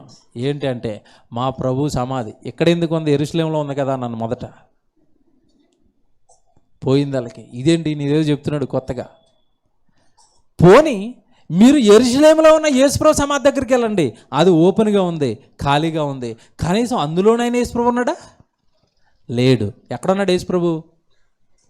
మృత్యుంజయుడై మృత్యువును గెలిచి తిరిగి తిరిగి లేచిన తర్వాత 40 దినాలు కనబడి మరలా వాక్యం చెప్పి, మీ బ్రతుకుల జాగ్రత్త, మా నాన్న దగ్గరికి, మా తండ్రి దగ్గరికి వెళ్ళిపోతున్నానని చెప్పి పరలోకంలో వెళ్ళిపోయి తండ్రి కుడిపార్శాన ఆయన కూర్చుని ఉంటే ఎక్కడికి వచ్చి పూజ చేస్తున్నారండి యేసుప్రభుకి మీరు అన్నాను. అంతే, బాంబండాలకి. ఆ సర్పంచ్ ఉన్నాడు ప్రసంగంలో, నిజమే కదా, ఇంతకాలం ఎవరు చెప్పలేదు మాకు, మంచి మాటలు చెప్పారండి ఈరోజు. మీరు ప్రభువును వెతకవలసింది వాక్యంలో, లేఖనములు యందు మీకు నిత్య జీవం కలదని తలంచుచు వాటిని పరిశోధించండి, అవే నన్ను గూర్చి సాక్ష్యం ఇస్తున్నాయి. మీకు యేసు ప్రభు గురించి ఏ సాక్ష్యం కావాలన్నా వెతకవలసింది సమాధులు కాదు. ఏం వెతకాలి? వాక్యం. వాక్యం నేర్చుకోండి మీరంతా. నా గంట ప్రసంగం ఇప్పుడు మీకు వాక్యమే చెప్తాను, సమాధిలో ఏమీ లేదని చెప్పాను అంతే. అక్కడ ప్రసంగంలోనండి సుమారు 1000-1500 మంది ఉంటారండి. ఆ 1000-1500 మంది రెండు కింద విడిపోయారు. ఎలా రెండు కింద అంటే, ఈయన చెప్పింది నిజమని కొంతమంది అంటున్నారు, లేదు లేదు మన సమాధి దగ్గర ప్రతి సంవత్సరం రావాల్సిందే అంటున్నాడు ఒకడు. అంత బోధ విన్న తర్వాత కూడా ఏం చెప్తామండి అంటే, నేను ఇది ఎందుకు జ్ఞాపకం చేశానంటే, ఇప్పుడు మీకు మనుషులు పెట్టిన ఆచారాలను, మనుషులు పెట్టిన పద్ధతులను గైకొనడానికి నువ్వు వాక్యం చెప్పినా సరే ఆ వాక్యాన్ని వాడు ఏం చేస్తాడంట, బొత్తిగా నిరాకరిస్తాడు. 8వ వచనం అదే. ఇప్పుడు చదవండి, బాగుంటుంది. మార్కు సువార్త 7:8. మీరు దేవుని ఆజ్ఞలను విడిచిపెట్టి మనుషుల పారంపర్యాచారమును గైకొనుచున్నారు, మరియు ఆయన మీరు మీ పారంపర్యాచారమును గైకొనుటకు దేవుని ఆజ్ఞను బొత్తిగా. పారంపర్యాచారం అంటే అర్థం ఏంటి? మా పితరుల నుండి, మా తాతల దగ్గర నుంచి వస్తుందండి, మా ఆచారం అండి ఇది, మా పద్ధతి అండి ఇది. మీరు ఈరోజు వచ్చి కొత్తగా ప్రసంగం చేసి ఎలా తీసేయమంటారండి దాన్ని? అంటే మా తాతలు తప్పు చేశారా, మా ముత్తాత తప్పు చేశాడా? మా పితరుల పారంపర్య ఆచారం అది, మీరు ఎలా తీసేస్తారు దాన్ని వాక్యంతో? ఏం రాశాడండి బైబిలు? ఇలాంటి ఆచారాల కోసం దేవుడు వాక్యాన్ని, వచ్చిన వాక్యాన్ని కూడా ఏం చేస్తారంట, ఆ పక్కనాడండి బైబిల్. ఆ బైబిల్లో అలాగే ఉంటాయి. మా తాత చెప్పాడు ఇది, మా ముత్తాత చెప్పాడు ఇది, మా అయ్యగారు చెప్పారు ఇది, మేము ఇదే చేస్తాం. చెయ్యండి, నష్టం ఎవరికి? ఆజ్ఞ అతిక్రమించటం పాపం, పాపానికి వచ్చే శిక్ష నరకం. అనుభవిద్దురు కానీ, మరణం తర్వాత అనుభవిద్దురు కానీ. వాక్యంలో ఒకటి ఉంటే, మీరు ఏదో ఆచారాలు పెట్టుకుని నాకు ఎవరో పెద్ద ఆయన చెప్పాడు నేను ఆయన చెప్పిందే చేస్తానని ఆచారంలో ఉండిపోయావనుకో, వాక్యాన్ని తోసేస్తున్నావు అనుకో, వాక్యం నీకు తీర్పు తీరుస్తుంది. అంతిమంగా నరకానికి జారిపోతాం, కాలిపోతాం. వాక్యంలో దేవుడు రాయించింది జరిగించాలి, వాక్యంలో దేవుడు చెప్పింది చేయాలి. ఇంకోటి చెప్తాను ఇప్పుడు. ఉపవాసం ఉపవాసం ఉపవాసం అండి. ఎలా చేయమన్నాడు దేవుడు ఉపవాసం? బైబిల్లో దేవుడు చెప్పిన ఉపవాసం ఏంటో తెలుసా? అసలు దేవుడికి నచ్చిన ఉపవాసం ఒకటి బైబిల్లో దేవుడు రాశాడు. యెషయా గ్రంథం, ముగిస్తాను ఇక. 53వ అధ్యాయం, అందరు బైబిల్ తీసుకోండి. యెషయా గ్రంథం 53వ అధ్యాయం 3 నుంచి 58వ అధ్యాయం అండి, క్షమించండి. యెషయా గ్రంథం 58వ అధ్యాయము 3 నుంచి చదువుదాం. యెషయా గ్రంథం 58వ అధ్యాయము 3 నుంచి. మేము ఉపవాసం ఉండగా నీవెందుకు చూడవు, మేము మా ప్రాణములను ఆయాసపరుచుకొనగా నీవెందుకు లక్ష్య పెట్టవు అని అందురు. మీ ఉపవాస దినమున మీరు మీ వ్యాపారము చేయుదురు, మీ పనివాళ్ల చేత కఠినమైన పనులు చేయిస్తారు. మీరు కలహపడుచు, వివాదము చేయుచు, అన్యాయముగా గుద్దులాడుచు. అబ్బా, ఉపవాసాల్లో కూడా ఏం జరుగుతున్నాయంట? గుద్దులు అంటే అర్థం ఏంటి చెప్పండి? ఫైటింగ్లు, గొడవలు. ఇప్పుడు ఉపవాస దినాన్ని కూడా గొడవలేనా? ఉపవాసం అంటే అర్థం ఏంటి చెప్పండి? అసలు ఉపవాసం అన్న పదానికి అర్థం తెలుసండి? ఉపవాసం అంటే దేవుడికి దగ్గర అవ్వటం, దేవుడికి దగ్గర చేయటం. ఉపవాసం అంటే నిన్ను దేవుడికి దగ్గర చేసేది అని అర్థం. మరి ఇప్పుడు ఉపవాసం పేరుతో దేవుడికి దగ్గరగా ఉంటున్నానన్న పేరుతో మనిషి ఏం చేస్తున్నాడంట? కలహాలు, వివాదాలు, గొడవలు. ఏడు దేవుడి దగ్గర ఉండే, ఉపవాసంలో ఉండే వ్యాపారము, ఆస్తి, సంపద, ఈ లోకము, ఈ గొడవలేనా ఉపవాసంలో కూడా? మీకు అర్థమవుతుందా దేవుడి ప్రశ్న? ఉపవాసంలో కూడా ఈ గొడవలేనా? ఉపవాసంలో కూడా మీ లోక సంబంధమైనవేనా? ఉపవాసంలో కూడా ఈ జీవన సంబంధమైనవేనా? ఇవే చేస్తున్నారా?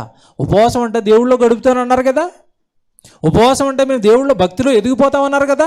మీరు ఉపవాసం చేస్తూ ఈ పనులు ఎందుకు చేస్తున్నారు? మీకు మాట్లాడుతాను. మేము ఉపవాసం రోజు ఏ పని చేయమన్న వాళ్ళు చేయలేదండి. ఎవరైనా చేస్తే చేయరే? ఏ పని చేయకుండా ఉపవాసం చేస్తున్నారా?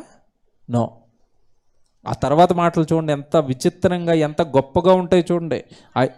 మీ కంటదని పరమున వినబడినట్లుగా మీరిప్పుడు ఉపవాసం ఉండరు. మాట్లాడితే, ప్రార్థన చేస్తే, వాక్యం చెబితే పరలోకంలో నా తండ్రి చూస్తున్నాడు అని మీ మనసు పరలోకం మీద లేదు. మీ పరలోకంలో ఉన్న కన్నతండ్రి మీద లేదు. లోకంలో ఆశల కొరకు ఉపవాసం, ఎవరో చూడడం కోసం ఉపవాసం, నన్ను భక్తిపరుడుగా ఎవరో పొగడాలని ఉపవాసం, చేస్తే లోక సంబంధమైనది దేవుడు ఏదైనా ఇస్తాడని ఉపవాసం. అంతే తప్ప పరలోకంలో ఉన్న దేవుడికి ఇష్టమైన ఉపవాసం మీరు చేస్తున్నారా? అడుగుతాడు ఇప్పుడు 5వ వచనం నుంచి. అట్టి ఉపవాసము నాకు అనుకూలమా? 5వ వచనంలో అందరికి బైబిల్లో ఉందా? అట్టి ఉపవాసము నాకు అనుకూలమా? నేను చెప్పాను, అది నేను చేయమన్నానా? మీరు చేసే ఆ ఉపవాసం నాకు అనుకూలమా? తర్వాత, మనుష్యుడు తన ప్రాణమును బాధపరచుకొనవలసిన దినము అట్టిదేనా? దేవుడి కోసం బాధ అలా పరుచుకోవాలా? మీరు ఇప్పుడు అడుగుతాను, ఇక్కడ ఉంది విషయం అంతా. ఈ వచనంలో, ఈ సెంటెన్స్లోనే ఉంది మన ప్రసంగం అంతా. ఒక దినాన్న నియమించి, ఒక దినాన్ని నువ్వు ఏర్పరిచి శ్రమ పెట్టుకుంటున్నావు. 40 దినాలు శ్రమ అంటున్నావు, కష్టం అంటున్నావు.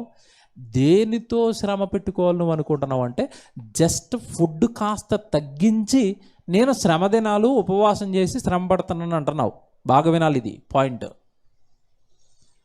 శ్రమ ఏ విధంగా నువ్వు పడుతున్నావు అంటే, కాస్త తిండి తగ్గించి కాస్త ఆకలితో ఉండి నేను ఒక పూట, అది కూడా ఒక పూట ఉండి నేను ఈ విధంగా శ్రమ పడాలంటున్నావు. అసలు శ్రమ పడవలసిన విధానం అదేనా అన్నాడు. అదా కదా? కాదు. మళ్ళా చదవండి వచ్చును, మీకు అర్థం కావాలి ఆ మాట. మనుష్యుడు తన ప్రాణమును బాధపరచుకొనవలసిన దినము అట్టిదేనా? అలాగేనా శ్రమపరుచుకోవాలి? ఎలా శ్రమపరుచుకోవాలి? ఏం చేసి మనకి శ్రమలు రావాలి? ఎలా శ్రమపరుచుకోవాలి మన దేహాన్ని? ఎలా శ్రమపరచాలి మన ఆత్మలని? ఎలా? కొరింథీయులకు రాసిన 2వ పత్రిక, జాగ్రత్తగా బైబిల్ తీసుకోండి. కొరింథీయులకు రాసిన 2వ పత్రిక 4వ అధ్యాయము 8వ వచనం నుంచి మళ్ళీ ఇక్కడికి వద్దాం. ఎలా శ్రమపరుచుకోవాలి?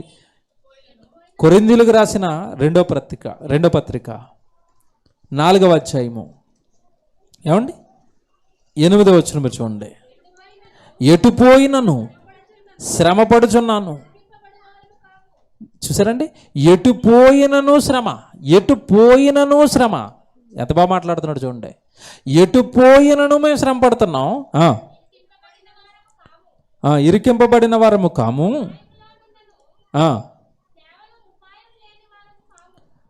ఉపాయము లేని వారము కాము, తరమబడుచున్నను దిక్కులేని వారము కాము, పడద్రోయబడినను నశించు వారము కాము, యేసు యొక్క జీవము మా శరీరమందు ప్రత్యక్షపరచబడుటకై యేసు యొక్క మరణానుభవము మా శరీరమందు ఎల్లప్పుడూ వహించుకొనుచున్నాము. ఎల్లప్పుడూ ఎప్పుడు కూడా యేసు యొక్క మరణ అనుభవము మా శరీరము మీదకి రావాలి అని మా శరీరాన్ని ఎల్లప్పుడూ శ్రమ పెట్టుకుంటున్నాం. మీకు అర్థం కావాలి అక్కడ భాష, ఆ భాష వెనకాల ఉన్న భావం, ఆ భావం వెనకాల ఉన్న దేవుడి యొక్క మనసు మీకు అర్థం కావాలి. మేము సంవత్సరానికి 40 రోజులు 30 రోజులు శ్రమ పెట్టుకోవటం లేదు. ఎల్లప్పుడూ మా యేసుక్రీస్తుల వారి యొక్క శరీరం మరణం యొక్క అనుభవాన్ని ఎలా రుచి చూచిందో ఆ రుచి కోసం మేము ఎల్లప్పుడూ మా శరీరాన్ని శ్రమ పెడుతున్నాం. ఎటు పోయినను మాకేమొస్తుంది అంటున్నాడు. మీకు మాట అర్థమైతేనండి, జీవితం పాపం ఏంటండి వీళ్ళు ఎలా ఉన్నారు, ఇంత భక్తిలో ఉన్నారు, ఇంత బాగా మాట్లాడుతున్నారు దేవుడి కోసం. 8వ వచనం అదేనా? ఎటుపోయినను శ్రమపడుచున్నాను, ఇరికింపబడిన వారము కాదు. ఎటుపోయిన శ్రమ అంట. ఎక్కడికి వెళ్ళి వాక్యం ప్రకటించాలనుకుంటుంటే అక్కడి నుంచి శ్రమలు, అక్కడి నుంచి నిందలు. తరిమేయండిరా పౌల్ని, ఇక్కడి నుంచి కొట్టేయండిరా పౌల్ని, ఏమండి రాళ్ళిచ్చి కొట్టేయండిరా, చెరసాల్లో వేసేయండిరా, కొరడా దెబ్బలు కొట్టేయండిరా. ఎక్కడికి వెళుతున్నా ఆయనకి ఏమొస్తుందంట? మీకేం అర్థమైంది చెప్పండి? ఎటుపోయినా శ్రమ, ఎల్లప్పుడూ శ్రమ. మనకి బాగా ఆలోచించండి, క్రైస్తవేమా, మీకు ఎటుపోయిన శ్రమ, ఎల్లప్పుడూ శ్రమ, లేదా సర్టెన్ పీరియడ్ లాంటి డేస్ ఇప్పుడు మాత్రమే మేము శ్రమ పడతాం అనుకుంటున్నారా? ఎప్పుడూ శ్రమ, ఎల్లప్పుడూ కష్టం. ఇప్పుడు మాట్లాడుతున్నాను. ఇప్పుడు పౌలు గారికి ఈ శ్రమలు దేనికి వచ్చినాయి చెప్పాలి. ఎటుపోయిన శ్రమ, ఎల్లప్పుడూ శ్రమ. దేనికోసం? అప్పులు చేసా, మర్డర్ చేసి పోలీసుల చేత తరం పడుతూ తిరుగుతున్నాడా? దేనికోసం శ్రమ? వాక్య వ్యాప్తి కోసం, ఆత్మల రక్షణ కోసం, సంఘాలు కట్టడం కోసం, ప్రజలను దేవుని వైపు మళ్లించడం కోసం. ఇందుకు కదా నీకు శ్రమ రావాలి, ఇందుకు కదా నీకు కష్టాలు రావాలి, ఇందుకు కదా నువ్వు ఎల్లప్పుడూ వేదన పడాలి, ఇందుకు కదా ఎల్లప్పుడూ నువ్వు శ్రమల్లోని జీవితాన్ని పెట్టాలి. శ్రమలంటే ఎలా ఉంటాయి తెలియదండి. క్రైస్తవ్యం అసలు రుచి చూడడానికి కూడా ఇష్టపడలేదు. ఎత్తుకోండి కాడి, సత్యవాక్యం అనే కాడెత్తుకోండి, సత్య సువార్తను ఎత్తుకోండి భుజాల పైన. ఎటు చూసినా మనకేమొస్తాయి తెలుసా? శ్రమలే, కష్టాలే, నిందలే, కన్నీళ్లే, వేదనలే, బాధలే. మీకు తెలియదు, అది అనుభవిస్తున్న మాకు తెలుసు ఆ శ్రమలు ఎలా ఉంటాయో. అనుభవిస్తున్న కష్టాలు మాకు తెలుసు. శ్రమ, బాధ, కన్నీరు, వేదన ఎప్పుడు ఉండాలంటారంటే పౌలు గారు, ఎల్లప్పుడూ యేసుక్రీస్తుల వారి యొక్క మరణ అనుభవాన్ని మేము పొందటానికి మేమెప్పుడు మా దేహాలను దేవుడి పనిలో అరగొట్టేస్తున్నాం. ఎటు వెళ్ళినా మాకేమొస్తుంది అంటున్నాడు? శ్రమ. ఎందుకు పడాలి శ్రమ? చెప్పాను కదా స్టార్టింగ్లో. శ్రమ ఎందుకు పడాలో కూడా చెప్తానని చెప్పాను కదా. ప్రకటన గ్రంథం 7వ అధ్యాయము. ఎందుకు క్రైస్తవుడు భూమి మీద శ్రమ పడాలి? ప్రకటన గ్రంథం 7వ అధ్యాయము 13-14 వచనాలు చూడండి. ప్రకటన గ్రంథం 7వ అధ్యాయము 13-14.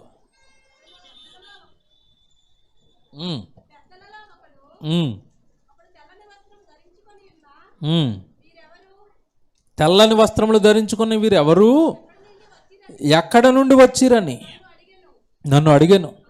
అందుకు నేను, అయ్యా నీకే తెలియననగా అతడు ఇలాగ నాతో చెప్పాడు, వీరు మహాశ్రమల నుండి వచ్చిన వారు పరలోకానికి వెళ్ళిపోయారంట. ఆ భవిష్యత్తు అంతా చూపిస్తున్నాడు దర్శనంలో. అడుగుతున్నాడు ఈయన యోహాన్ గారు, ఎక్కడ ఎవరు వీళ్ళంతా? ఎవరు వీళ్ళు అంటే, వీళ్ళు భూమి మీద నా కొరకు, నా పరిచర్య కొరకు, నా సేవ కొరకు, నా వాక్యం కొరకు మహాశ్రమలు పడి ఆ మహాశ్రమల నుండి వచ్చిన వారు. రైట్, బాగుంది. భూమి మీద ఉన్నంత కాలం నువ్వు శ్రమపడి దేవుడి కొరకు వెళితే అక్కడ దేవుడు నీకు ఏం చేస్తున్నాడు చూడండి. అక్కడ ఏం చేస్తున్నాడు? తర్వాత నెక్స్ట్, గొర్రెపిల్ల రక్తములో వారి వస్త్రములను ఉదుకుకొని వారు తెలుపు చేసుకొనిరి. అందువలన వారు దేవుని సింహాసనము ఎదుట ఉండి రాత్రింపగళ్ళు ఆయన ఆలయములలో సేవించుచున్నారు. దేవుణ్ణి సేవించాలి అన్నా, మరణం తర్వాత దేవుడు నీకు కనబడాలి అన్నా, దేవుని సింహాసనం ఎదుట నువ్వు నిలబడాలి అన్నా, భూమి మీద ఉన్నంత కాలం నువ్వేం చేయాలంట? శ్రమ. మహాశ్రమ పడితే దేవుడి సింహాసనం ఎదుట కూర్చుని నుంచునే భాగ్యం నీకు దక్కుతుంది. తర్వాత చూడండి ఏమంటాడు. తర్వాత సింహాసనాసీనుడైన వాడు తానే తన గుడారమును వారి మీద కప్పును. 16వ వచనం, వారికి ఇక మీదట ఇది అండర్లైన్ చేసుకోండి, వచనం చూపిస్తాను ఇప్పుడు నేను. వారికి ఇక మీదట ఆకలి అయినను దాహమైనను ఉండదు. ఆకలి దాహం ఉండదు. పరలోకంలో ఏముండవంట? ఏమండి, ఒక కొత్త బాధ వచ్చింది ఇప్పుడు చెప్తాను మీకు. పరలోకంలో ఏముండవు? ఆకలి ఉండదు, దాహం ఉండదు. ఇప్పుడు ఆకలి తీరడానికి మన లోపల ఏముంది చెప్పండి? మనం తింటుంటే నోరు ఉంది, ఆ నోరులో పళ్ళు ఉన్నాయి, పళ్ళు, నాలుక, ఇవన్నీ సపోర్ట్ చేస్తే ఆహారం లోపలికి వెళ్ళింది. ఆహారం మన ఆకలిని తీర్చింది. ఇప్పుడు ఆకలి తీరడానికి దేవుడు ఒక అవయవాలను పెట్టాడు లోపల, దాహం తీర్చుకోవడానికి నోరుని పెట్టాడు. మధ్యలో క్రైస్తవ్యంలో కొత్త బోధ వచ్చిందండి. మన పక్కనే ఉంటుంది బోధ, కుకటపల్లిలో.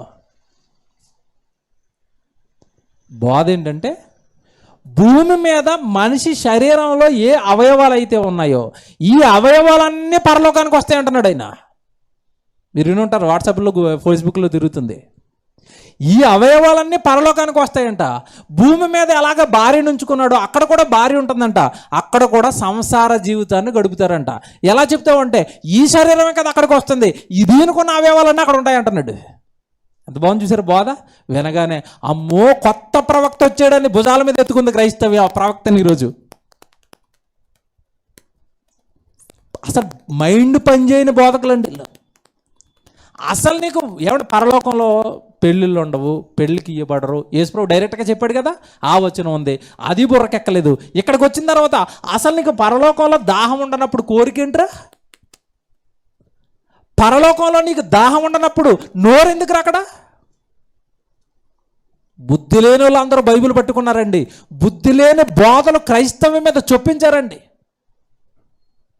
పరలోకంలో కోరికలా? పరలోకంలో కోరికలు తీర్చుకుంటారా మనుషులు వచ్చి? ఎవడరా చెప్పాడు నీకు? ఎవడరా చేయమన్నాడు ఈ బోధ? క్రైస్తవ్యాన్ని గలిబిలు చేస్తున్నారండి ఈరోజు. దేవుని పిల్లలారా, ఎంత బాగుంది చూడండి వాక్యం. ఈ భూమి మీద వీళ్ళు మహాశ్రమలు పడ్డారు. వీళ్ళకి ఇవ్వబడిన అవయవాలతో, దేహంతో కష్టపడ్డారు కనుక పరలోకంలో నేనే వాళ్ళ కన్నీళ్లు తుడుస్తాను. వాళ్ళకి ఇక మీదట ఏముండదు, ఆకలి ఉండదు, దప్పికలు ఉండవు. ఇప్పుడు పాట అడుగుతాను. ఆకలి, అక్కడ ఒక పదం ఉంది చూడండి, ఆకలి వాళ్ళకు ఉండదు అన్నాడు. ఏమండి, ఆకలి ఉండకుండా ఉండాలి అంటే భూమి మీద నువ్వు ఆకలితో ఉండాలి. ఎప్పుడు రావాలి ఆకలి నీకు? ఎప్పుడు ఉండాలి ఆకలి? ఎప్పుడు వేయకూడదు ఆకలి? ఎప్పుడు నువ్వు ఆకలి బాధలు నువ్వు భరించాలి భూమి మీద ఉండగా? ప్రసంగికులకి భోజనం ఎప్పుడు పెడతారు తెలుసండి? ప్రసంగికులకి భోజనం ఎప్పుడు పెడతారు? మీటింగ్ అయిపోయి అందరూ షేక్ హ్యాండ్లు ఇచ్చేసి అందరూ ఫోటోలు దిగిపోయి అప్పటికైనా నిలబడి వాక్యం చెప్పి అలా అందరితో ఫోటోలు దిగి షేక్ హ్యాండ్లు ఇచ్చి మాట్లాడి నీరసం అయిపోయి అలా కూర్చున్న తర్వాత 12 గంటలకి మటన్ అన్నా అంటారు. అప్పటికి ఆకలి ఉందా, చచ్చిపోయిందా? మీరు చెప్పండి.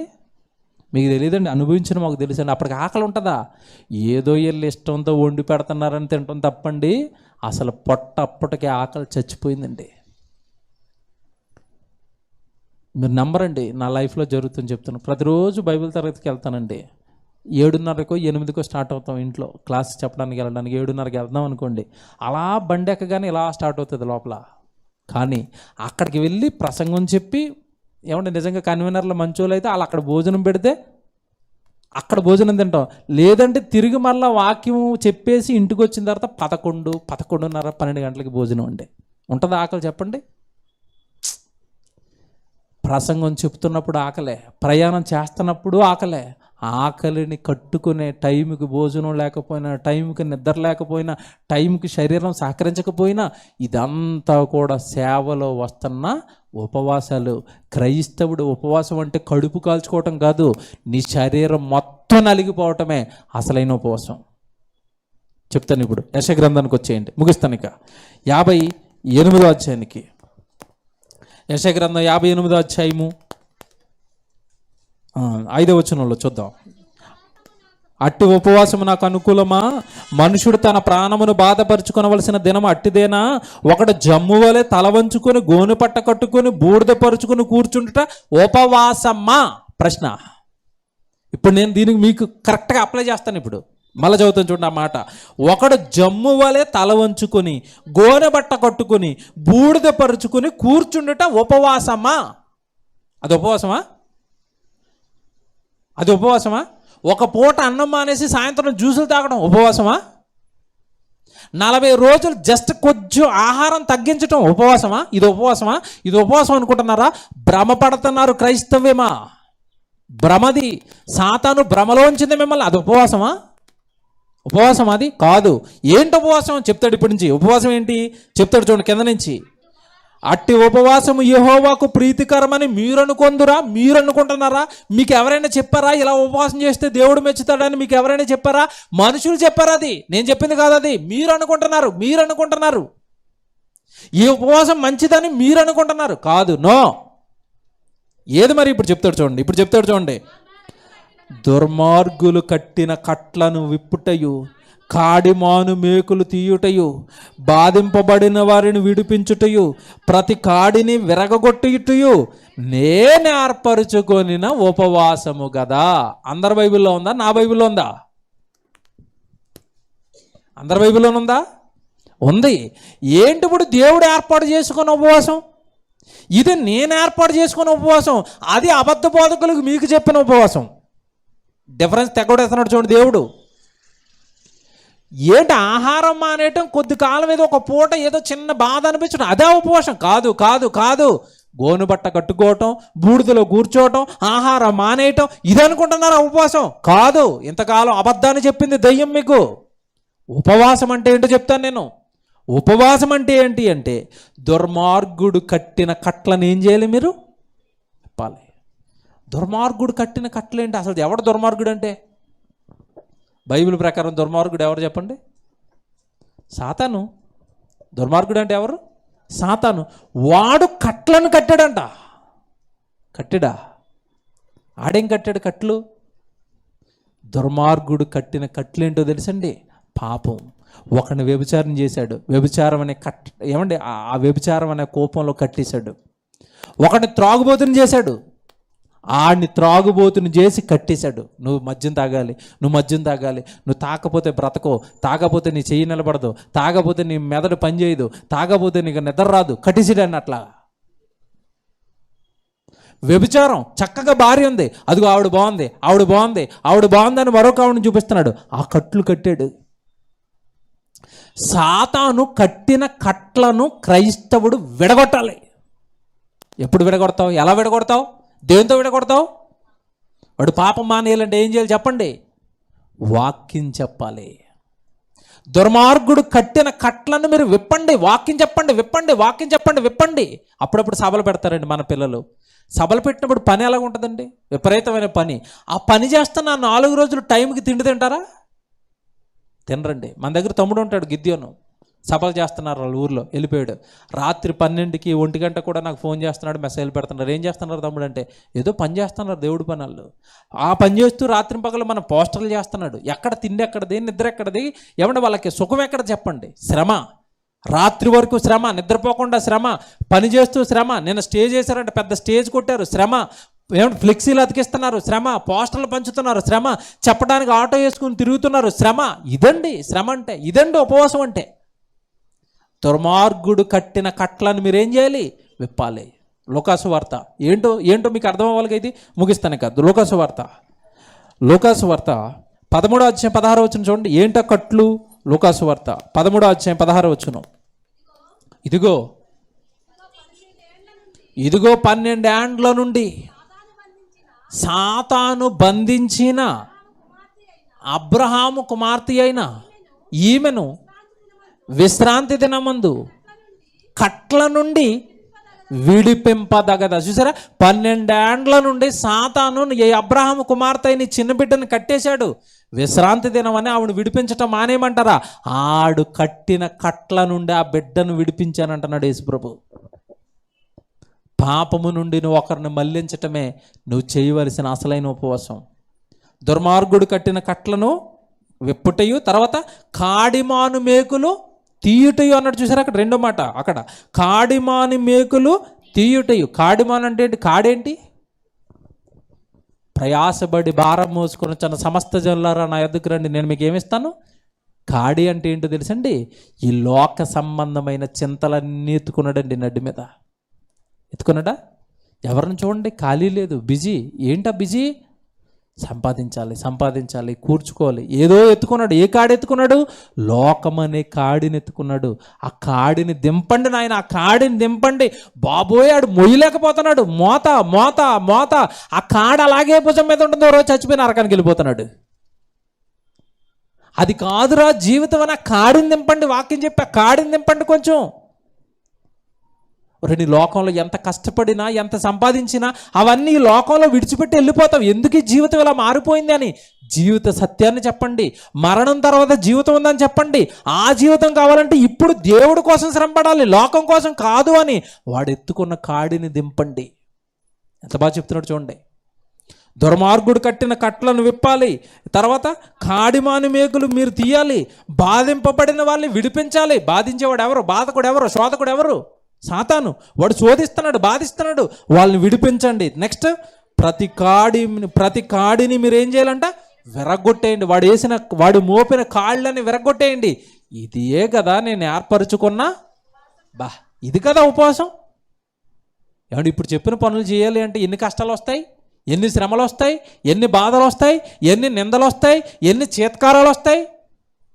అవన్నీ భరించటం ఉపవాసం తప్ప ఒక పూట ఇంత తిండి మానేయటం ఉపవాసమే కాదు. అది మనుషులు పెట్టిన ఉపవాసం, అది మనుషులు నేర్పిన ఉపవాసం.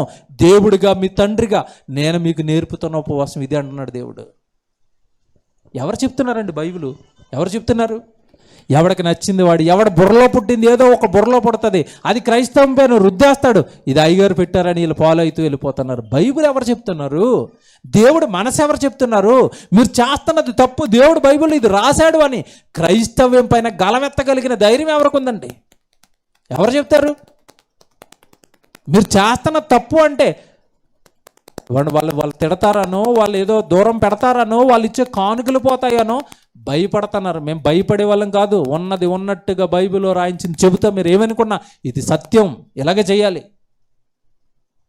దేవుని పిల్లలారా, మరి ఈ ఉపవాసం ఎవరికైనా ఎదురైందా? ఎదురైంది పౌలు గారికి. ఆకలి దప్పుకులు, జాగరణాలు, మీకు తెలుసా రెఫరెన్స్? కొరింథీయులకు రాసిన 2వ పత్రిక 11వ అధ్యాయం 23 చివరి మాట అండి. ఇక ముగిస్తాను. కొరింథీయులకు రాసిన 2వ పత్రిక 11వ అధ్యాయం 23 చూడండి. వెర్రివాని వలె మాట్లాడుచున్నాను, నేను మరి ఎక్కువగా క్రీస్తు పరిచారకుడను, మరి విశేషముగా ప్రయాసపడి తిని, అనేక పర్యాయముల చెరసాలలో ఉంటిని, అపరిమితంగా దెబ్బలు తింటిని, అనేక మార్లు ప్రాణాపాయములు ఉంటిని, యూదుల చేత 5 మారు 1 తక్కువ 40 దెబ్బలు తింటిని, 3 మారు బెత్తములతో కొట్టబడి తిని, ఒకసారి రాళ్లతో కొట్టబడి తిని, 3 మారు వాడ పగిలి శ్రమపడి తిని, ఒక రాత్రింపగళ్ళు సముద్రంలో గడిపి తిని, అనేక పర్యాయములు ప్రయాణముల్లోనూ, నదుల వలన ఆపదలలోనూ, దొంగల వలన ఆపదలలోనూ, నా స్వజనుల వలన ఆపదలలోనూ, అన్యజనుల వలన ఆపదలలోనూ, పట్టణములలో ఆపదలలోనూ, అరణ్యములలో ఆపదలలోనూ. ఎలాగుందండి చదువుతుంటే? ఆపద ఆపద ఆపద ఆపద. క్రైస్తవులకి ఏమి కావాలి? ఆశీర్వాదం ఆశీర్వాదం ఆశీర్వాదం. చూడండి, క్వైట్ ఆపోజిట్ అయిపోయారు వీళ్ళు. క్రీస్తును నమ్మినందుకు, క్రీస్తు కొరకు బ్రతుకుతున్నందుకు ఆపద ఆపద ఆపద, కష్టం కష్టం, శ్రమ బాధ అంటున్నాడు పౌలు గారు. ఈరోజు క్రైస్తవ్యం ఆశీర్వాదాలు, కుమ్మరింపులు. తేడా జరిగింది. బోధ, తప్పుడు బోధ మీరు వింటున్నారు. కొత్త నిబంధన బోధ కదా అది. చూడండి, కిందకి వెళ్ళేసరికి అంటాడు ఇలాగ 27 వచనం, ప్రయాసముతోనూ కష్టముతోనూ తరచుగా జాగరణములతోనూ, ఆకలి దప్పులతోనూ, తరచుగా ఉపవాసములతోనూ, చలితోనూ, దిగంబరత్వముతోనూ ఉంటిని, ఇంకను చెప్పవలసినవి. ఇంత లిస్టు చెప్పి ఇంకా చాలా ఉన్నాయి అంటున్నాడు. చదవడానికి ఆయాసం వస్తుంది, చదవడానికి చెమటలు పడుతున్నాయి, చదువుతుంటేనే బాబో ఇన్ని శ్రమలా పౌలు గారు. కానీ ఏమంటే కన్నీరు మున్నీరు అవుతా ఉంటే ఒకసారి హృదయపూర్వకంగా శ్రమలు మీరు ఆలోచిస్తే, ఇంత శ్రమ క్రైస్తవుడు కానీ వాక్యం చెబుతుంటే, ఇన్ని శ్రమలు పడ్డ పౌలు గారు నాకు ఇవన్నీ వచ్చాయి, ఇవే ఉపవాసాలు అని చెప్తుంటే, ఏ ఉపవాసం చేస్తుంది ఈరోజు క్రైస్తవ్యం? ఇదే ఉపవాసం అంటే, ఇవి ఉపవాసాలు అంటే, ఈ కష్టాలే ఉపవాసాలు. ఉపవాసం అంటే కడుపు కాల్చుకోవటం ఒకటే కాదు, అది నేను చెప్పిన ఉపవాసం కాదు, మీ వాళ్ళు పెట్టిన ఉపవాసం. ఇది నేను చెప్తున్న ఉపవాసం. వెళ్ళండి, సువార్త చెప్పండి, బాధింపబడే వాళ్ళని వాక్యం చెప్పి విడగొట్టండి. అబద్ధ బోధలో ఉండిపోయిన వాళ్ళు అది అబద్ధం రాని వాక్యం చెప్పి గలమెత్తి చెప్పి వాళ్ళని సత్యం వైపు నడిపించండి, సత్యంలో నిలబెట్టండి, సత్య సంబంధమైన సంఘంలో నిలబెట్టండి. ఇది కదా క్రైస్తవుడు చేయవలసిన ఉపవాసం. ఇందులో కదా శ్రమలు వస్తాయి, ఇందులో కదా బాధలు వస్తాయి, ఇందులో కదా కష్టాలు వస్తాయి. ఇది కదా క్రైస్తవుడు పడవలసిన శ్రమలు. ఇప్పుడు చెప్తాను, ఈ శ్రమలు ఎంతకాలం పడాలి? జీవితకాలం నువ్వు బ్రతుకున్నంతకాలం ఈ శ్రమ పడుతూనే ఉండాలి. పౌలు గారు వృద్ధాప్యంలోకి వచ్చేసాడు, పత్రికలు రాస్తున్నాడు. పేతురు గారు వృద్ధాప్యంలోకి వచ్చేసాడు, నా గుడారంలో ఉన్నంతకాలం నేను మిమ్మల్ని ఏం చేస్తాను అంటున్నాడు? రేపుతాను. అంటే మరణం సయ్యం మీదకి వచ్చేంత వరకు కూడా వాళ్ళు దేంట్లో ఏం పడుతున్నారు? దేవుడి కోసం శ్రమలు. చచ్చిపోతున్నాడు స్టెఫన్ గారు, రాళ్లతో కొడుతున్నారు, ఇక చచ్చిపోతాడు. ప్రభువా నా ఆత్మని చేర్చుకో, నేను మీ వద్దకు వచ్చేస్తున్నాను. ఏంటండి వాళ్ళు చచ్చిపోయేంత వరకు శ్రమలా? అవును, నీ తుది శ్వాస విడిచేంత వరకు నువ్వు శ్రమ అనుభవిస్తూనే ఉండాలి. మెరుపు లాంటి విషయం కూడా చెప్తాను ఇప్పుడు. ఇది బైబిల్కు 40 దినాల భక్తి, తర్వాత 41 దినం నుంచి లోకం, మరలా భక్తి, మరలా లోకం, మరలా భక్తి, మరలా లోకం, మరలా భక్తి, మరలా లోకం. జాగ్రత్తగా వినండి, జాగ్రత్తగా వినండి. కొద్ది కాలం నువ్వు బాగా దేవుడికి పని చేస్తున్నావు, మళ్ళా పడిపోయి లోకంలోకి వెళ్ళిపోతున్నావు, తప్పులు చేస్తున్నావు, పాపాలు చేస్తున్నావు, మళ్ళా టక్మని దేవుడు గుర్తొచ్చాడు, మళ్ళా నేను భక్తిపరుడిని అయిపోయాను అంటున్నావు. ఇది ఎంత ప్రమాదమో తెలుసండి. నువ్వెప్పుడైతే దేవుడి పనిని విడిచిపెట్టి లోకంలోనికి, దేవుడి సన్నిధిని విడిచిపెట్టి లోకంలో ఉంటావో, నువ్వు ముందటి కాలంలో చేసినవన్నీ కూడా నేను మర్చిపోతాను, అవి అసలు కౌంట్లోకి రావన్నాడు దేవుడు. ఇది ఎందుకు చెప్తున్నానో వాక్యం చదివిస్తాను, ఎందుకంటే ఇది చెప్పే ముగించాలి, లేకపోతే మీకు కరెక్ట్గా విషయం అర్థం కాదు. యెహెజ్కేలు గ్రంథం 18వ అధ్యాయము యెహెజ్కేలు గ్రంథం 18వ అధ్యాయము 24 జాగ్రత్తగా చూసుకోండి. యెహెజ్కేలు గ్రంథం 18వ అధ్యాయము 24. అయితే నీతిపరుడు అంటే ఎవరు చెప్పండి? భక్తుడు, దేవుడు నమ్మినవాడు. నీతిపరుడు, భక్తిపరుడు తన భక్తిని విడిచి పాపం చేస్తున్నాడు. దుష్టులు చేయు హేయ క్రియలు అన్నిటి ప్రకారము జరిగించిన ఎడల అతడు బ్రతుకునా? ఇక్కడ వారు జాగ్రత్తగా చూసుకోండి. అతడు చేసిన నీతి కార్యములు ఏ మాత్రమును జ్ఞాపకములోనికి రావు. ఇదేం చెప్పారన్న ఇప్పుడు మాకు? ఏ మాత్రమును జ్ఞాపకములోనికి రావు. అతడు విశ్వాసఘాతకుడై చేసిన పాపమును బట్టి మరణమును. నేను ఇప్పుడు చెప్తాను. 40 దినాలు ఎలాగుంటారంట? 40 దినాలు ఉపవాసం పెట్టి భక్తిగా ఉంటాడంట. ఈ 40 దినాలు బైబిల్ చదివేస్తాడంట. ఈ 40 దినాలు ప్రార్థన చేసేస్తాడంట. ఈ 40 దినాలు గుడికి వెళ్ళిపోతాడంట. ఈ 40 దినాలు దేవుడు పని చేసేస్తాడంట. దేవుడు సన్నిధిలో ఉంటాడంట. వెరీ గుడ్, బాగుంది. 40 దినాలు ఉన్నావు, 41 అయిపోయింది. ఎక్కడికి వెళ్ళిపోతున్నావు? లోకంలోకి వెళ్ళిపోయావు. ఏమండి, నువ్వు పాపంలోకి వెళ్ళిపోయావు, పడిపోయావు, మరలా తప్పు చేస్తున్నావు, మరలా పాపం చేస్తున్నావు, మరలా తప్పు చేస్తున్నావు, మరలా పాపం చేస్తున్నావు. మరలా 40 దినాలు వచ్చేస్తాయి. మళ్ళా ఎప్పుడు ఏప్రిల్లోనో మార్చిలోనో, అప్పుడు మళ్ళీ భక్తిలోకి వెళ్ళిపోతున్నావు. ఈ ముందు సంవత్సరం చేసినవి ఉంటాయా? ఉండవా? నేను చెప్పిన వాక్యం ప్రకారం ఉంటాయా ఉండవా? నీతిపరుడు నీతి కార్యాలు జరిగించాడు, మరలా పాపంలో చేశాడు. పాపం చేసినప్పుడు ముందు చేసిన నీతి కార్యాలు ఏమైపోతాయి అంటున్నాడు? తుడిచిపెట్టుకుపోయినాయి, జ్ఞాపకాలలో లేవు. అంటే పాపం చేస్తాను, లోకంలోకి వెళ్తాను, మళ్ళీ 40 దినాలు ఏర్పాటు చేసుకుని మళ్ళీ ఇటు వచ్చేస్తాను, మళ్ళీ 40 అయిపోగా అటు వెళ్తాను. ఏంటి అటు ఇటు జంపింగ్ జలానిలా లోకంలోకి దేవుళ్ళలోకి? ఏమి నేర్పుతున్నారు భక్తి? ఏమి చెప్తున్నారు బైబిలు? ఇటు అటు ఇటు అటు ఇటు అటు కుదరదు.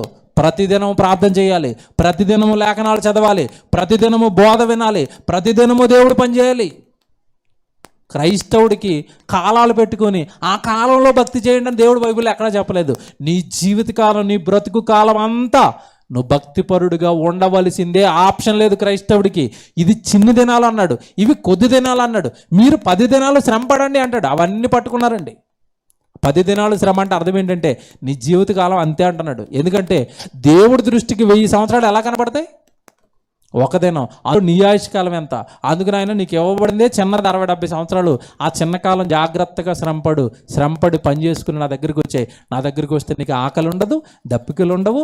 నీ కన్నీళ్ళు ఆ భూమి మీద ఏవైతే నా పని కోసం కార్చావో అవన్నీ నా చేతులతో నేనే తుడుస్తానంటున్నాడు దేవుడు. ఎవరికి తుడుస్తాడు? శ్రమ పడిన వాళ్ళకి. 2 కొడుకులు ఉన్నారు తండ్రికి.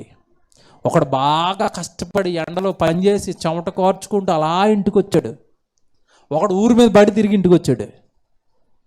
ఇద్దరిలో తల్లి కానీ తండ్రి కానీ ఎవరిని పట్టించుకుంటారు? తల్లి కేకేస్తుంది, అమ్మా అన్నయ్య వచ్చాడు, మంచి నీళ్ళు పట్టుకురా, చల్లటి నీళ్ళు పట్టుకురా, చెబుతూ నీళ్ళు పట్టుకురా, వాళ్ళకి ఆడుకోడుకొని నీళ్ళు ఇవ్వు, కొంచెం త్వరగా ఆహారం పెట్టు. ఎవరికి చేస్తుంది తల్లి ఈ పరిచర్యలన్నీ? కష్టపడి పొలంలో పనిచేసి వచ్చాడు కొడుకు, ఊరి మీద పడి తిరిగి వచ్చాడు. అమ్మా అన్నబెట్టు అన్నాడు. పారా పక్కన కూర్చో, అన్నయ్య తిన్నాయి. పని పాట లేనివాడు నీకెందుకు టైంకి అన్నం, పక్కన కూర్చో, వాడు తిన్నాక పెడతాను. ఎవరికి చేస్తాను తల్లి? ఎవరికి పెడుతుంది అన్నం? ఎవరికి కన్నీళ్ళు తుడుస్తాడు దేవుడు?